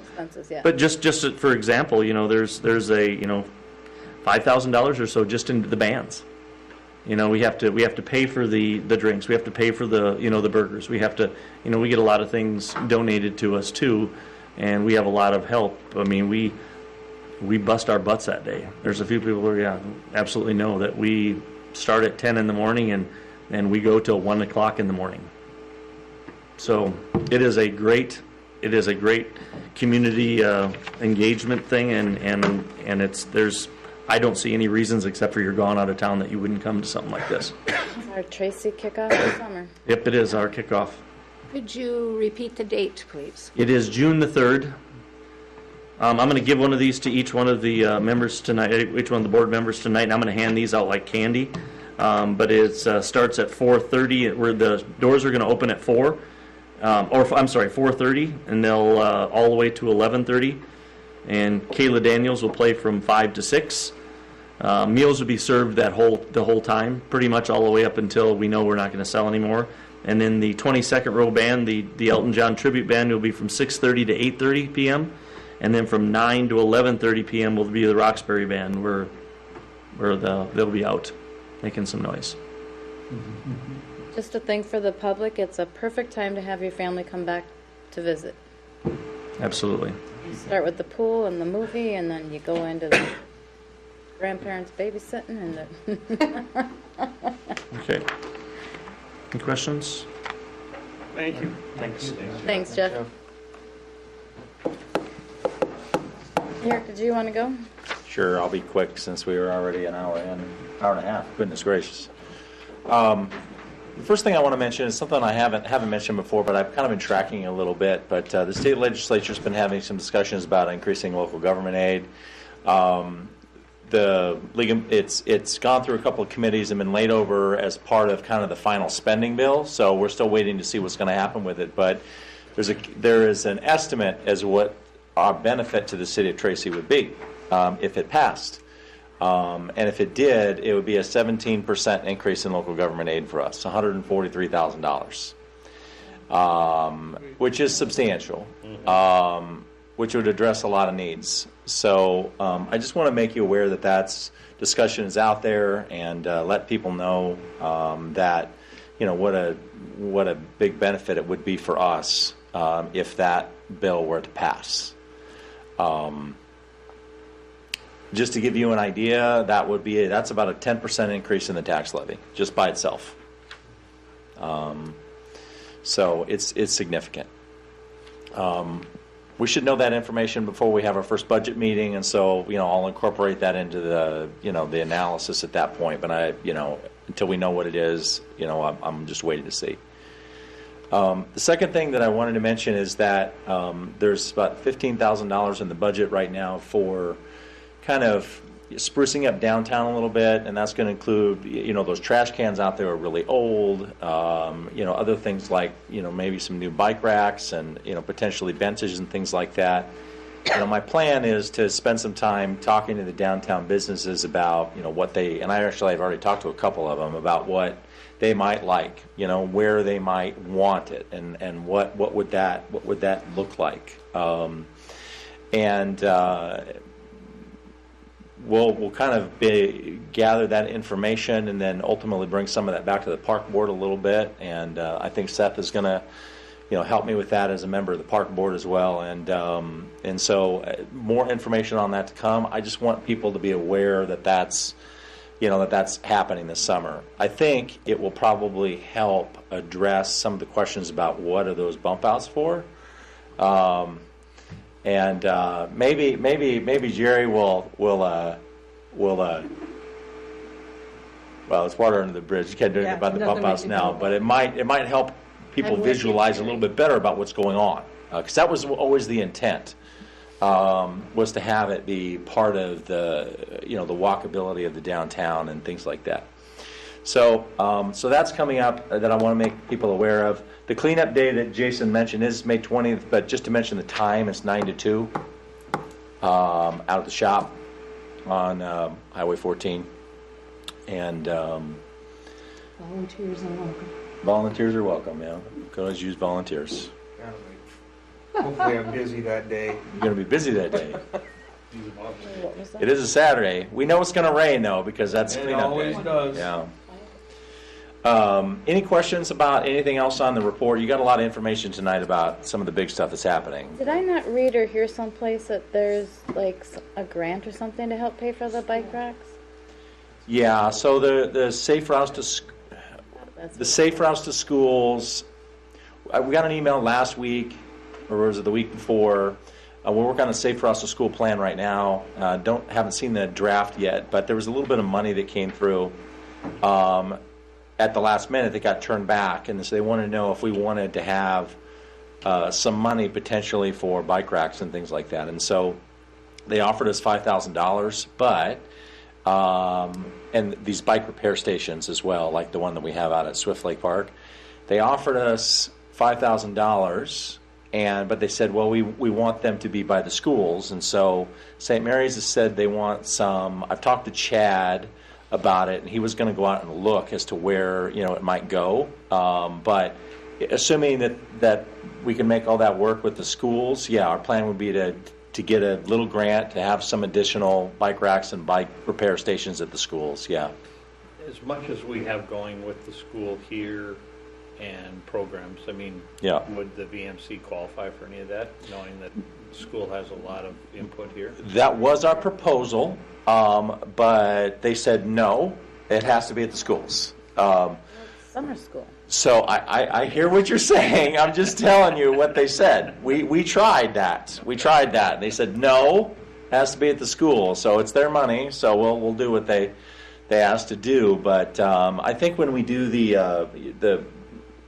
little bit of money that we have downtown appropriated, I think we need to talk about potentially some bike racks, not just at the library, but maybe over here at the same time. So I think we can use some of that money to do a little bit of that. Okay, good. Any other questions about anything on that report? If not, that's all I got. I have one other question that I don't know where it comes in at. Just, I don't know, out of the blue, the last maybe month, we've had 3 or 4 different individuals stop by our house on the 5th wanting to sell solar grants for our park out here. Is that a push? Is that something we knew about? Do they have to get, are they supposed to get approval to go door to door? First of all, they do not have approval to go door to door. We do not have a license for that kind of thing. There was some insinuation at one point that they did, because they came in and stopped and talked to us. But that's not endorsed by any means in the city, and if anyone applied that, that's certainly they didn't imply that. Not the case. I think what you have is you have people basically selling solar energy panels for people's homes. No, this was something having to do, since we actually have a farm out here. Oh, a solar garden of some kind? They were indicating Yeah. that we could buy some kind of Yeah, that's an ownership or a partnership or yeah, it's a something. share of a solar garden. So we have actually some of that we get some of our power from for the solar garden that's out by the airport. But basically, you know, a private company will go out and build a solar garden, and then they will go out and sell portions of it. So instead of having to put solar panels on your house, you can get your solar energy power and rebates back on your bill from Excel through a partnership through a solar garden. That's really what it boils down to. Okay. And so you pay up a certain amount of money, and then you get credits back on your energy bill over time, and then it pays off. That's as I understand it, but I've never personally done it. Does that sound about right in terms of the way I'm describing it? Does the city actually feel like they're getting the benefit from what they did? I don't know, to be honest. I mean, this happened years ago. Oftentimes the payback on those are a really long time, you know, like 10 years or something like that. I think an individual kind of has to decide whether or not that's something that they're willing to do. You know, from my perspective, I wouldn't normally do something that would take that long. You know, if it were 3 to 5 years, maybe I might, but I couldn't tell you. We're locked into a contract for a long period of time on that. With BHE renewables, if you ever see that on your That's what packet, that that's is. what that is. Yeah. Yeah, because there was a pretty decent check on this last packet. Yep. That's them. That's them. Yep. That's not income, that's, we're paying them? Yep. We're paying for power essentially. Okay. Yep. In the same way that we buy from Excel or whatever. Yep. Okay. That's all I have. Okay. On Shane's report, he has bid opening for the pool liner. That's a little bit later here. Okay. Yep. We'll get to that. All right, are we ready to move on to new business? Okay, the first item is just approval of the 2023 fire contracts. There's nothing new here. A little bit different rates, but you know, Dale a number of years ago put together a kind of a plan for what those are going to be. But this basically approves those with those rates that Dale had indicated that we've done previously. No questions from any of those? We haven't gotten any feedback that I'm aware of. Any, no. Every once in a while we get, you know, a township board member or something that questions it, but not this year. No. They get that amortization with their renewals now in May for next year, so they have a They know. pretty good Yep. heads up. Yep. Yep. Are we losing Sections. townships? Or? No. It's all the same. So you need a resolution on that then? Yep. Or are we gonna go one by one? Okay. Yep. Each one's different, so we're going to need to do them one by one. Yep. Okay. I'll make a motion to approve resolution 2023-35, the approval of the 2023 fire contracts. I'll second it. First and second, any further discussion? Roll call, please.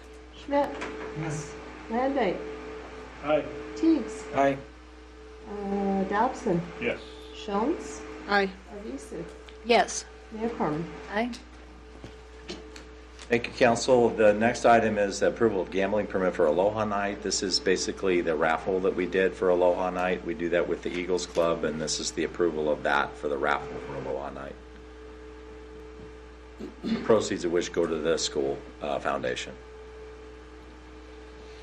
I would move to approve resolution 2023-36, approve gambling permit for Aloha Night. Any further discussion on that one? Roll call, please. Arvisu. Yes. Teagues. Aye. Dobson. Aye. Schmidt. Yes. Jones. Aye. Landau. Aye. Mayor Corman. Aye. Okay, the next item requires a little bit more explanation. So this is the authorizing of the sale of parkland. So one of the things that, you know, we've been discussing for some time as a group and also between Jeff and myself is this idea that if we want to have more housing in the city, we have to have a greater availability of lots to be able to do that. We don't need a lot of lots, but we need to have some. We don't have a brand new subdivision, out there with 25 lots or something that we can just, sell.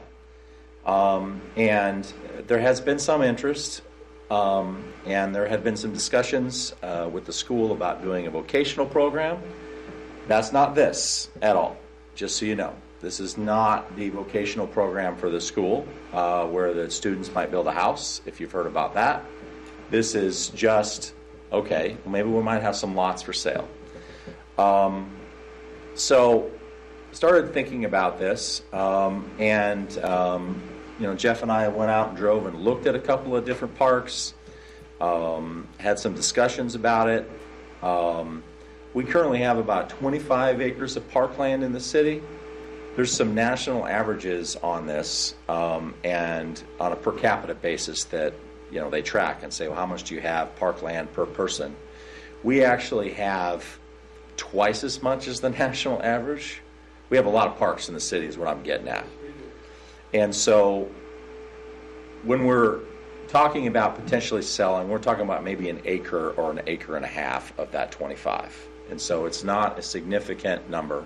We're talking about maybe 4 to 6 lots of 10,000 feet roughly a piece, something like that. So that gives Jeff the opportunity to say, okay, we have these lots, for sale. Someone wants to build a house, which we would, sell through normal means. Put some stipulations in the resolution. So I want you to understand, this is not any particular property that we're selling at this point. This is more like a policy that says we're going to do this, and then ultimately if there's a lot that somebody wants to buy, it's going to come back to City Council into a public hearing, and you can decide at that point whether you want to accept an offer and sell it. So you have ultimate control in the end on any of this. All this is just set in motion conceptually. So, and that's the first thing. I'm going to read it out loud because it's important. Because it's in the resolution.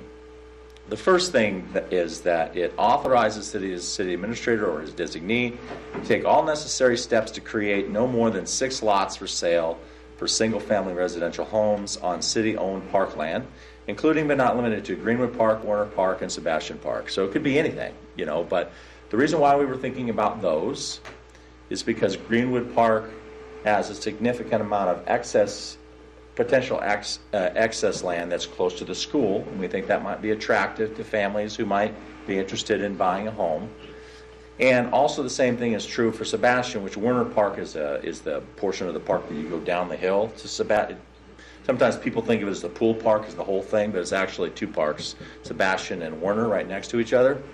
That's there's some sections both on the corner of Hollett and 2nd, as well as all the way back on Elm, kind of almost right across the street from where you live. There's a bunch of trees and stuff like that sitting there, and put a few lots in there potentially too.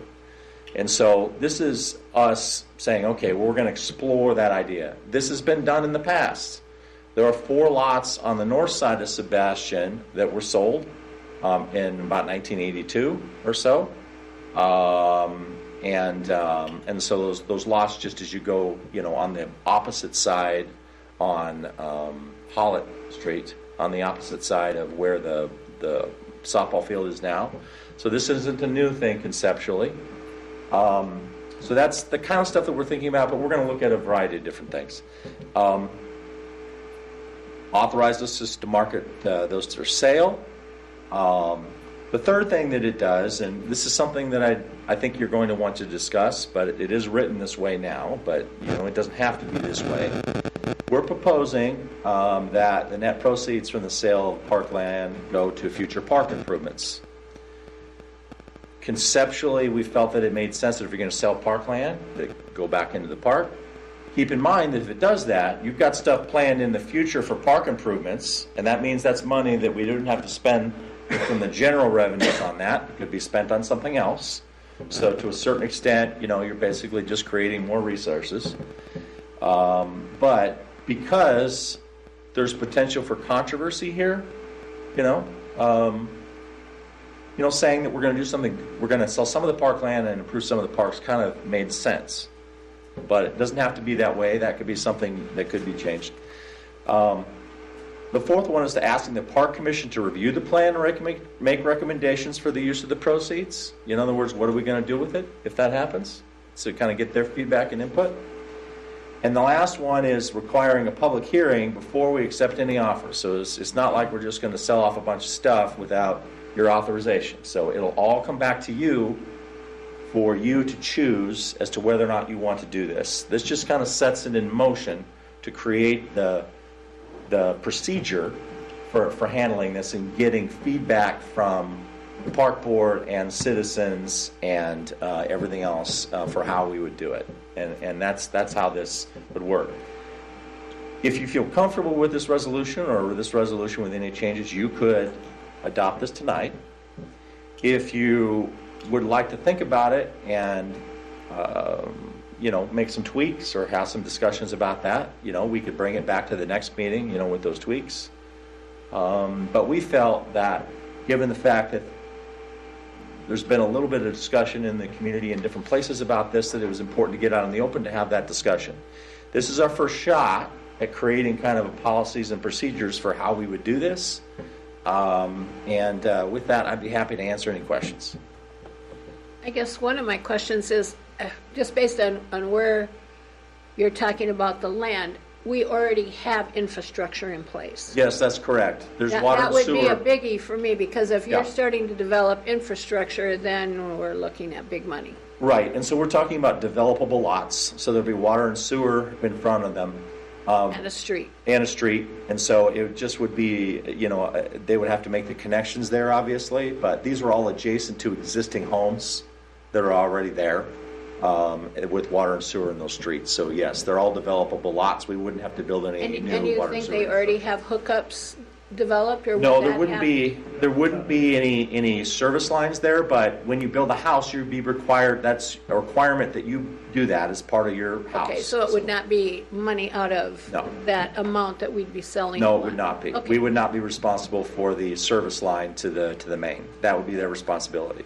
And that's true for any home that gets developed in the city. I know these aren't park lots, but what about the ones out on Front Street? The infrastructure's out there and everything? That's a whole different discussion. I don't know that, it's interesting, Jeff and I were talking about this earlier today, and I know that has in the past has been a discussion. I'm not prepared to answer that question totally yet. I do know that there's going to be some issues with those lots just because there's some drainage issues. We'd have to do some work to them. We felt that these lots are more easily developable than those. But that doesn't mean that can't happen. I think these are More desirable. More desirable. These are more desirable. These Yeah. match a lot of the ones near the school, obviously, because individuals want to be, if they're building a home and they're parenting age, that's a beautiful spot down by the pool and the parks, and is in kind of the newer side of town, is more desirable. That's the hardest thing, is to have lots that are, we have some that are in the midst of older homes, and to have someone come in and build in this day and age, an entry-level home of $300,000, believe it or not. Right. More than that. To put that in the midst of homes that are not of the same values is really tough to convince people right now, so. I have absolutely no heartburn or reservation about the lots out by the high school, because we're not taking away a park. We're talking building on access land. There'd still be a playground Oh, yeah. there. Yep. Same with the ones there on Elm Street or whatever, by where George lives Yep. there, by the Yep. old football field. Yep. Because there's no playground equipment there or anything. Yep. Where I foresee people coming with concerns is if we take away Warner Park. Okay. Because that's a sledding hill.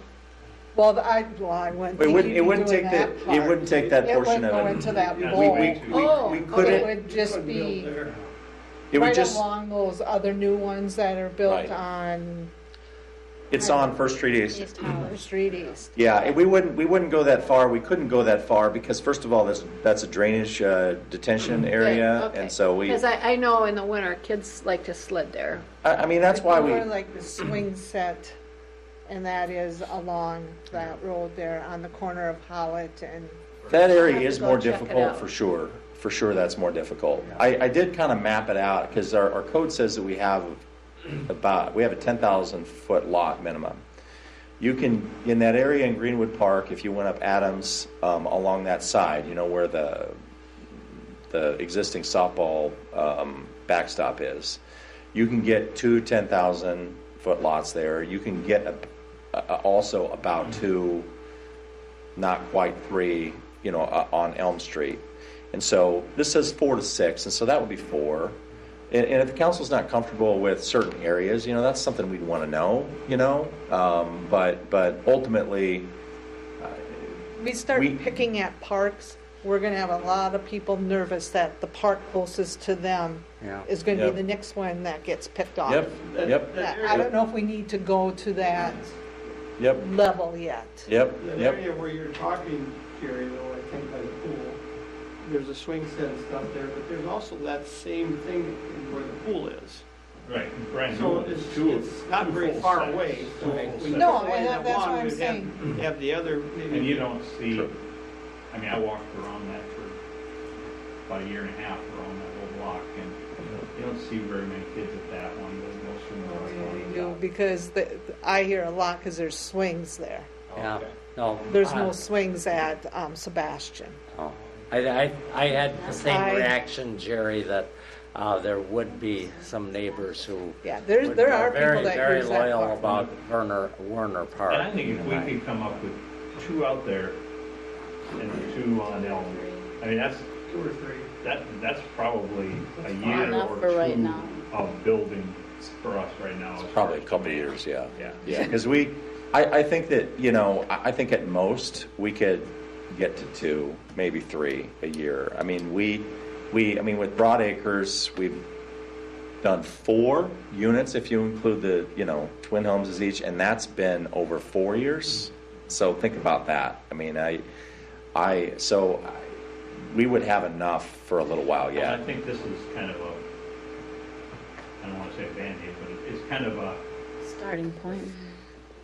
kind of gets us at least in a position to say we do have some buildable lots in growth areas, but the long-term fix is not, like you said, to grab 1 and 2 here and there. I mean, at some point in time, somebody's going to have to develop a brand-new area that does have. Yeah, and I think there's a number of places, including the one that Jerry mentioned, that you could potentially look at for a new subdivision, something that would be 10, 20 homes. We're not talking about, and you know, at a 20 home subdivision in the city of Tracy, you know, you could spend a decade developing that. Do we own the farmland along Front Street, along with those, just that grassy Yes. area? Yeah, we own that whole area, yeah. Thing, okay. So I think that that's a future discussion to talk about where a future bigger subdivision might be. You know, but I think that this is, like Tom said, this is kind of your middle ground stopgap. Or okay, well, let's get a couple of. We have a lot of Broad Acres that's out there. Add a few more here, you know, and I think that gives Jeff some things that he can market for sale for people. And then ultimately, all of that will come back to City Council. I don't hear what I will say though, because I think it's important to get this kind of feedback. I don't hear a lot of appetite necessarily to take. I hear some trepidation about developing in front of Werner Park because it would require us to take out that playground equipment. It wouldn't take the whole park, but the playground equipment is close enough to the First Street. You'd have to do that. I don't think if we use the other 2 sites right now, I think we're fine for a while. So that would be our plan generally, is to look at that. We would have to go out and do a survey, and that's part of the direction on here. Okay, good. But that would be part of the all steps necessary portion of it. So if you have a survey done, Yeah. you would bring that back, we would approve the survey. Does Yeah. that have to go to the platting, right? It would have to go to the platting. So it wouldn't require a zoning change. but we would have to do a plat. And I need to check the code to see if that needs to go through the planning commission or not, but yes, we can bring that back to you, for sure. And that would be filed with The county, we filed with the county. right? Filed with the county, yep. I would say that when the park commission, right after we were formed, when we took a walking tour of all the parks in town, that was when we were out on, was it Adams Street? Yeah. Near Greenwood. That was a comment that was made by a couple of people that, gee, this Greenwood is really a big area. Gee, that street would really be a nice place to build a house into. There was comment about that. So. Yeah, I mean, I don't think it's I don't think it's a terribly big surprise. I mean, that park is important out there because there's no other park on that side of town, and so, you know, you would want to preserve it, but This is, I think, where that old backstop is. Yes. And that's virtually the only thing on that side of the park. Yep. All the equipment and stuff are on the opposite road, so it would still be there. Yep. All that would still be there. So, I guess I would want to reword number 1. okay. I would not want it to say that it's not limited. I think we want to limit it at this point to. Oh, you want to limit it? Okay. I don't want to give you carte blanche to go develop lots anywhere you see fit right now because I guess I'm a control freak. You want to say, I'm not what gonna you give want to say is, control or so what carte you'd want to blanche. do is cross out including but not, and so it would say on city-owned parkland limited to Greenwood Park, and you would want to cross out, you would want to cross out Werner Park, Yep. Greenwood Park, and Sebastian Park. So it would read, take all necessary steps to create no more than 6 lots for single-family residential homes on city-owned parkland limited to Greenwood Park and Sebastian Park. That would be my desire. Okay. I'm certainly fine with that. I mean, from my perspective, we can do that. I don't see any problems with that, from my perspective. It's up to you guys. It's up to you guys. We can always come back some other day and Add in more. I mean, Add this more isn't. on. Yep. right. Well, we're not making a final decision by any means. Right. As I see it, we're just making it possible to consider this That's for the right. future. And I guess I look at it that if there were houses built on those 2 sites, on Elm Street and on the east side of Greenwood, I guess I'd really look at those things that would be enhancing the neighborhood. That, like using George's example, your neighborhood, okay, and I love those pine trees that are planted along Elm Street, and in the winter I like going skiing through them, and it's the trees look nice, but if there were 2 new $300,000 houses built on those lots, and we had to lose some of those evergreen trees, I don't think it's going to it wouldn't take anything away from the park, and it would improve the neighborhood and the housing values around in that neighborhood. I mean, that would be a question to ask of the assessor when he comes here next week, but that's just my kind of gut feeling that that's how it would. Yep. No, it increases the tax base of the community if you gain Yep. 4 more homes too. Yep. Are you going to have a set value for each lot, or depending where it's at? I Say, think that's a good question. I think that we don't know the answer to that question yet. We probably want to do some analysis of what we think it would be. I know we sell the Broad Acres lots for $25,000, so there's some precedent for a number like that, but I don't know exactly necessarily yet what it would be. My guess is we would set a price and entertain offers. Yeah, we'd put it on the MLS like we would probably, I mean, the lot at Broad Acres right now is on the MLS, and I think Second Street's on the MLS too. Yes. So we have 2 lots for sale on the MLS right now. I don't know why we wouldn't want to put, this would be just add to it. 25, is it 25 for Broad Acres? 25, and the ones down there are, I think it's 25 also. Yeah, I think that's kind of what we've been listing them at. So I would guess it'd be something similar to that, but I think we'd want to talk to a realtor, see what they have to say. See if there may be more value in them than 25 just because of their location. I'd rather keep the value down so we get somebody to come and build. Yeah, Fair enough. but I mean, I don't say give it away, but Yep, if you have it too high, then it's, oh geez, I'm not gonna do it. yep. But the important thing to think about is that cost, even if it was 20 or 25, it would be way less than if a new subdivision had developed and we had to put new sewer and water and streets. It'd be way more than that, and that's the nice thing, that the infrastructure and the street is already there. Well, that's why I'm saying, Yeah. charge a little less for the lot, get somebody to build. I'm not opposed to that at all. I'd like to see what surrounding communities are charging for lots, and I'd also like to see what incentives they are offering to get people Yep. to build. Typically, tax abatements is part of the Because deal. I think we need to look at that, because the last thing I want us to do is give these lots away. Right. Because that's what's happened the last few times we've had, the new What we've areas. discussed is what we need to do is, for every time we sell one of these, there has to be a development agreement that says that they're going to build within a certain Yep. period of time. And if they don't, And follow through on it, because I'm sorry, in the past, we did not follow through on that. well, we never had agreements, not written agreements. Yeah, I think we did. I've never seen one, but maybe we did.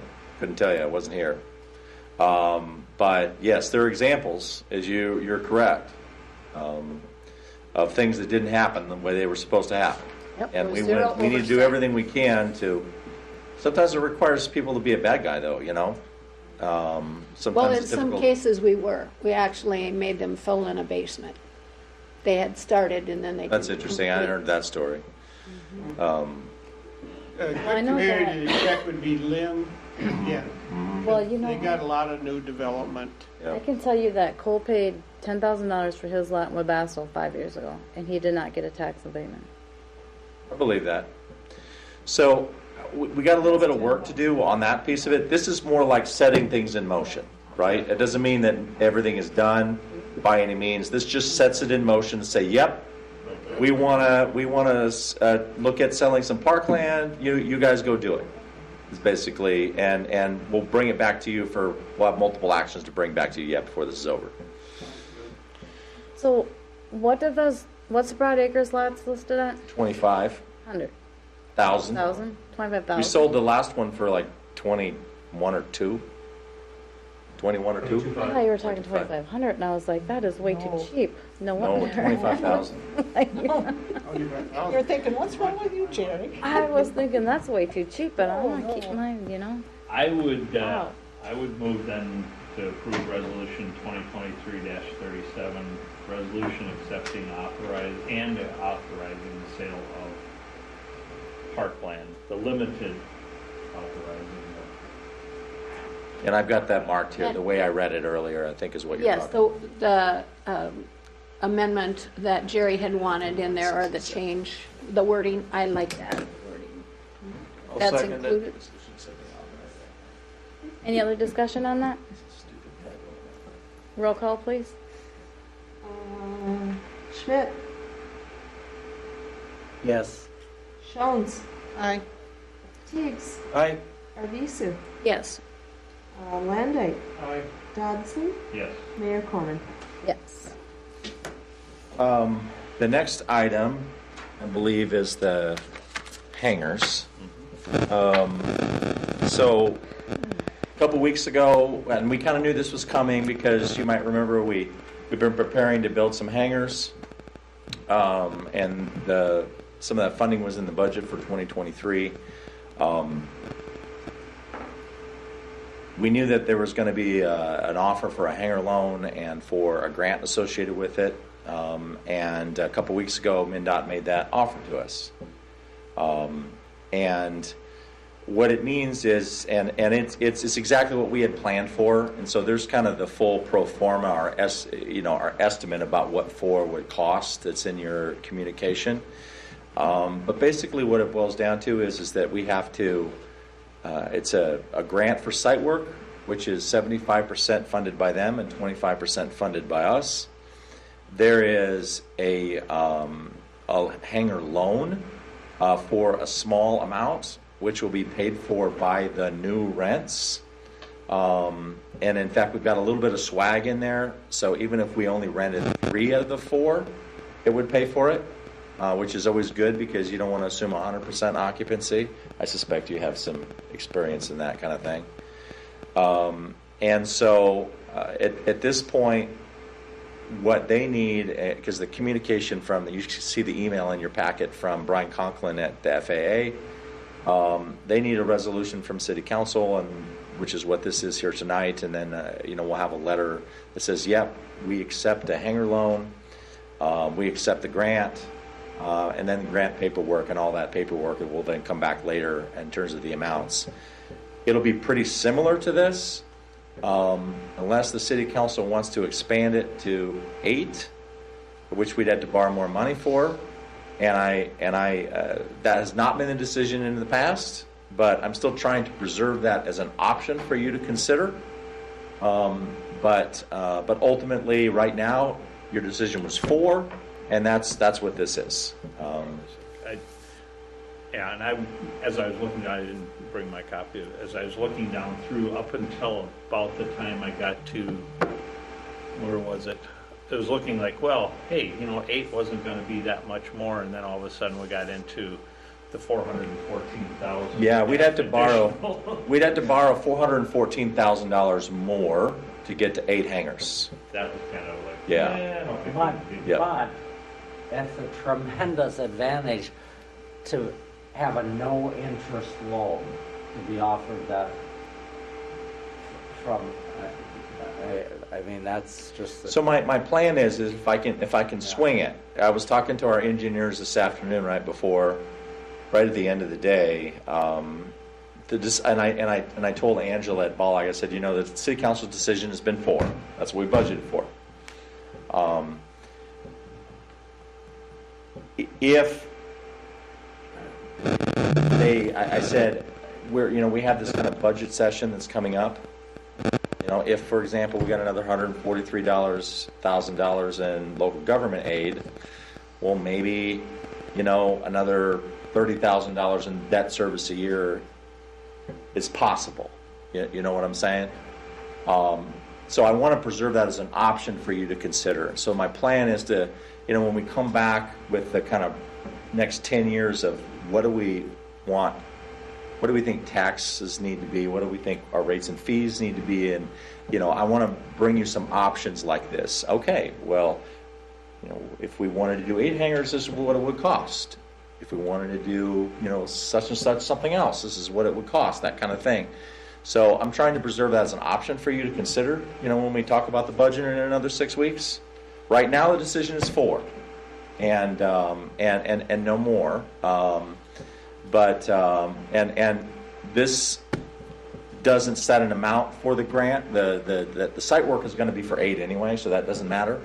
But the rest of it is the question for the amount for the hangar loan, which we don't need to decide on for 6 months. We have 6 months to close on that, so we've got a ways to go yet.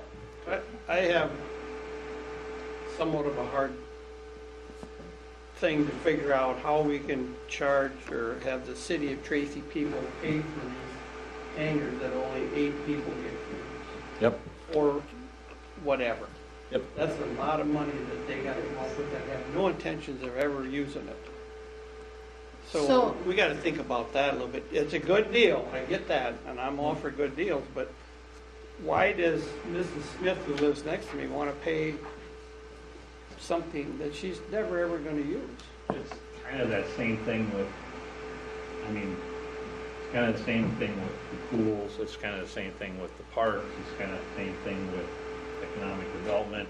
There's not very many people will use all of those services, but all those services combined are what form, a growing community. And I agree, there is certainly some discussion of saying, okay, why would I want to have some of my tax dollars going to that? And the same could be said for almost anything we do. There's going to be someone that says, I'm never going to use it. The question is, what are the benefits to having a good airport to the town? That's really what we're dealing with. You brought up a good point, Tom, but more people use the pools than will ever use that airport. Well, That's what I'm trying to wrap my head around. How many people are going to use that? How many people use this? How many people use the library? There's more people using these things than just... Well, I think what we have not had, the discussion is, okay, how many people are going to use it, but also how does that airport add to the vitality of the community? There are certain things that the airport provides as far as, health and well-being as far as just ambulance service, but I don't think we've adequately tapped what that airport could do for our community in the way of either attracting a business, because I think aerospace is a business in a lot of communities where they have an airport as good as ours is. There's usually a business that goes with that, and there had been in the past. So it's had a spraying service or an air service that actually occupied and paid rent and was, a contributor to our community. And I think the issue has been is that we've not kept that up, and we haven't been able to attract that. But this may be, if there are actually 8 planes out there someday, brand new planes that are in these brand new hangars, because that's probably what they're going to be. What does that provide for maybe another business? But I agree, it's a harder sell. Well, and we probably need to do a better job of making a list of what the benefits are. So that people, when you can sit there and look at what the benefits are, other than if you're a pilot and you own a plane. What other benefits does this airport offer that can bring, like you said, bring to the community? That I think we haven't really ever done that.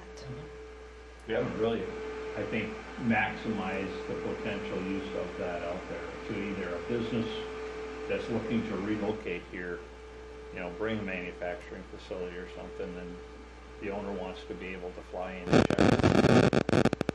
Just those kind of benefits that we're not even thinking about. Okay, who could we attract with that? So. Well, and it goes pretty much hand in hand with developing some lots at the industrial park. I mean, those are kind of intertwined, because we could maybe attract some kind of business that, again, they might want to use that airport to come in and out of.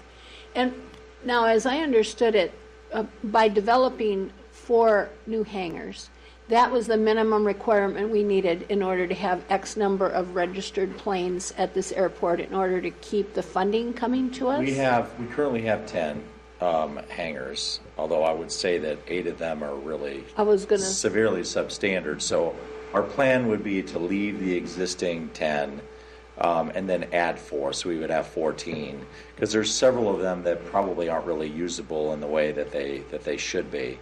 So we have to have My question wasn't there some requirement either from the FAA? Yeah, there is a requirement of having at least 10 tail numbers registered. In reality, it's 90% of 10, so it's 9. We have to have at least 9 tail numbers registered at the airport in order to receive our NIPIA funding. Right. That's the National Airspace Funding. So if we don't have that many, they could take away that funding, and that's money that would have to come out of the general fund anyway. And so part of what you want to tell people is that we're basically spending money so that we don't lose this other money. So if we get the new hangars, then we can preserve that money. So it's kind of ends up being a wash to a certain extent, because the hangars are 70 years old. And I talked to Shane about this a couple of last week, I think. I said, okay, let's say we get some new hangars built out there. It doesn't get us to 10 new hangars, but Those are way more than 70 years old. 19, well, yeah, but they were put in the early 50s, but they're older than that because they're World War II and are before vintage. Oh, yeah. But we've had them for at least 70. They were old when I was not. They were put there in the early 50s. I want to say about 52. But, Yeah. so, and I was asking them if it was possible to even refurbish them. Could you put a new roof on them or something like that? And, he said, the way that they're designed makes that very difficult. They're limited to some of the newer. They were supposed to be. So these will, if you go with the 4 option that's approved, I should say, the rents will pay for the hangar loan in full. So the city will have to put in a little bit of money, $180,000 as part of the plan. But ultimately, the loan will be paid back for the remaining portion of it. Most of it, it's about $1 million project. Most of it, about 74% of it, 70% of it is paid for through grants. So most of it's paid for through grants, a little bit of money from the city, a little smaller hangar loan on the 4 hangar option. So this potential for borrowing for 8 instead of 4. Right. Is this kind of a one-time deal, or Yeah, is pretty that? much. Okay. I mean, we probably wouldn't be able to get another hangar loan for at least a decade if we did it. Okay. If we waited. So that, I think, should also be taken into consideration. Is it an opportunity we are going to miss if we don't take it now? Yeah. Eric, what is our waiting list, or how many potential tenants do we have for new hangars, No. And I asked Shane the answer to that question. And there was a discussion about this a number of years ago. I think it's probably old. I know we have at least 2 that would be interested in moving into a new hangar. We would have to go out and really market that and redevelop that list. Okay, so for tonight, this resolution that we have is just to accept the 4, It doesn't specify 4A. It has nothing to do with 4A. It's just we will just to accept the grant and and the loan. Yeah, that's it. And then the dollar amount will come down the road. We're not right now saying we're going to spend this much money on a We're not. 4 hangar or an 8 hangar. Right. And We're just saying we want to move forward with Yes. hangars. That's correct. Okay, I'll make that motion, because we Okay. could go Yeah, that's good. forever on this, but Yep. I'll second.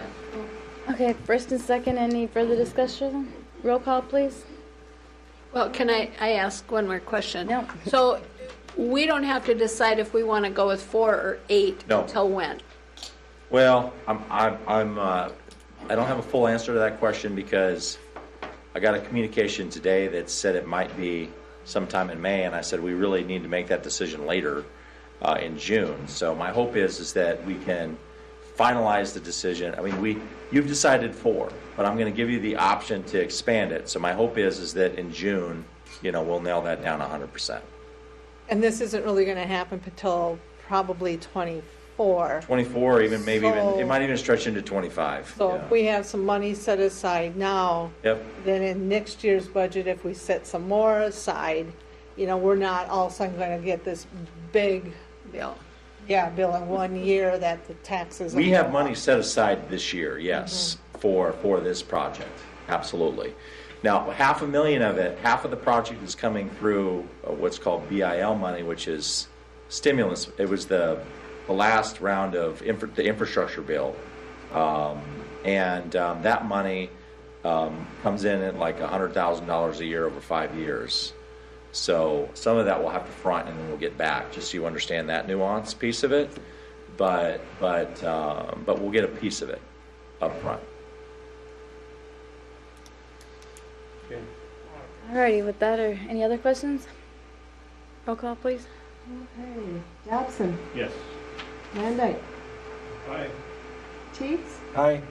Arviso, Yes. Schmidt, Yes. Jones, Aye. Mayor Korn. Aye. The next item is the pool liner.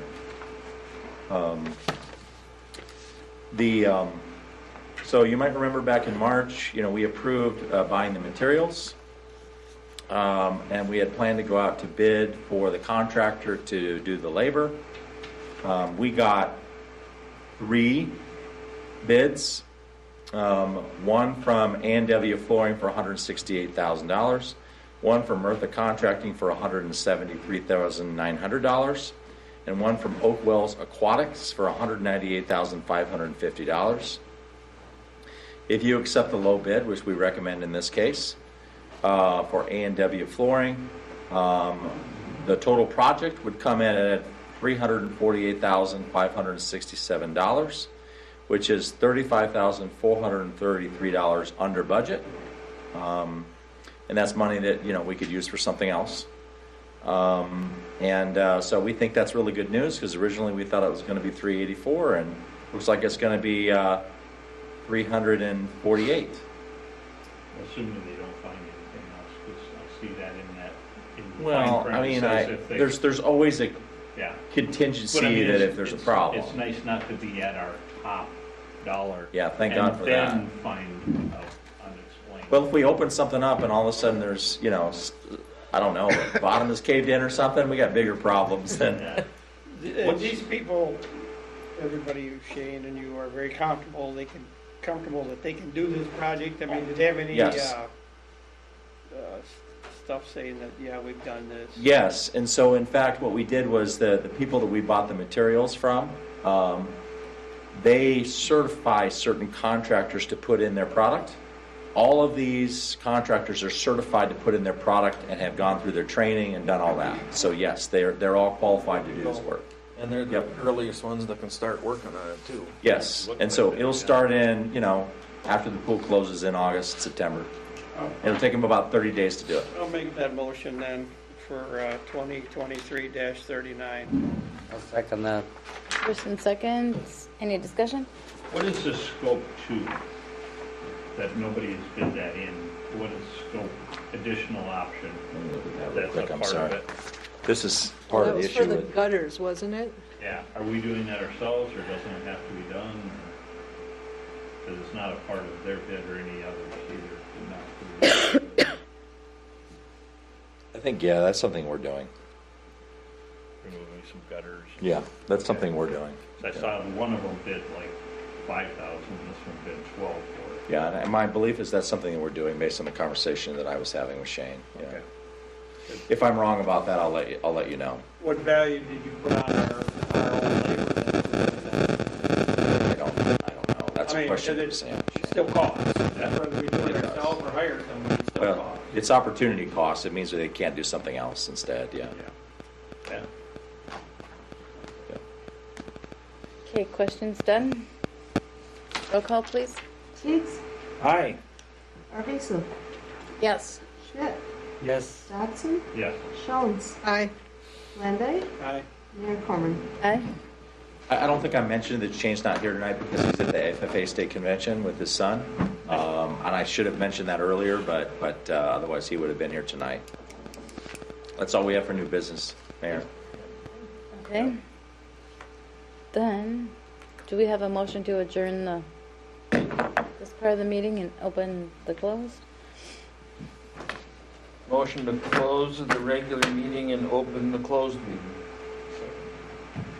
All those in favor? Aye. Opposed? Motion carried.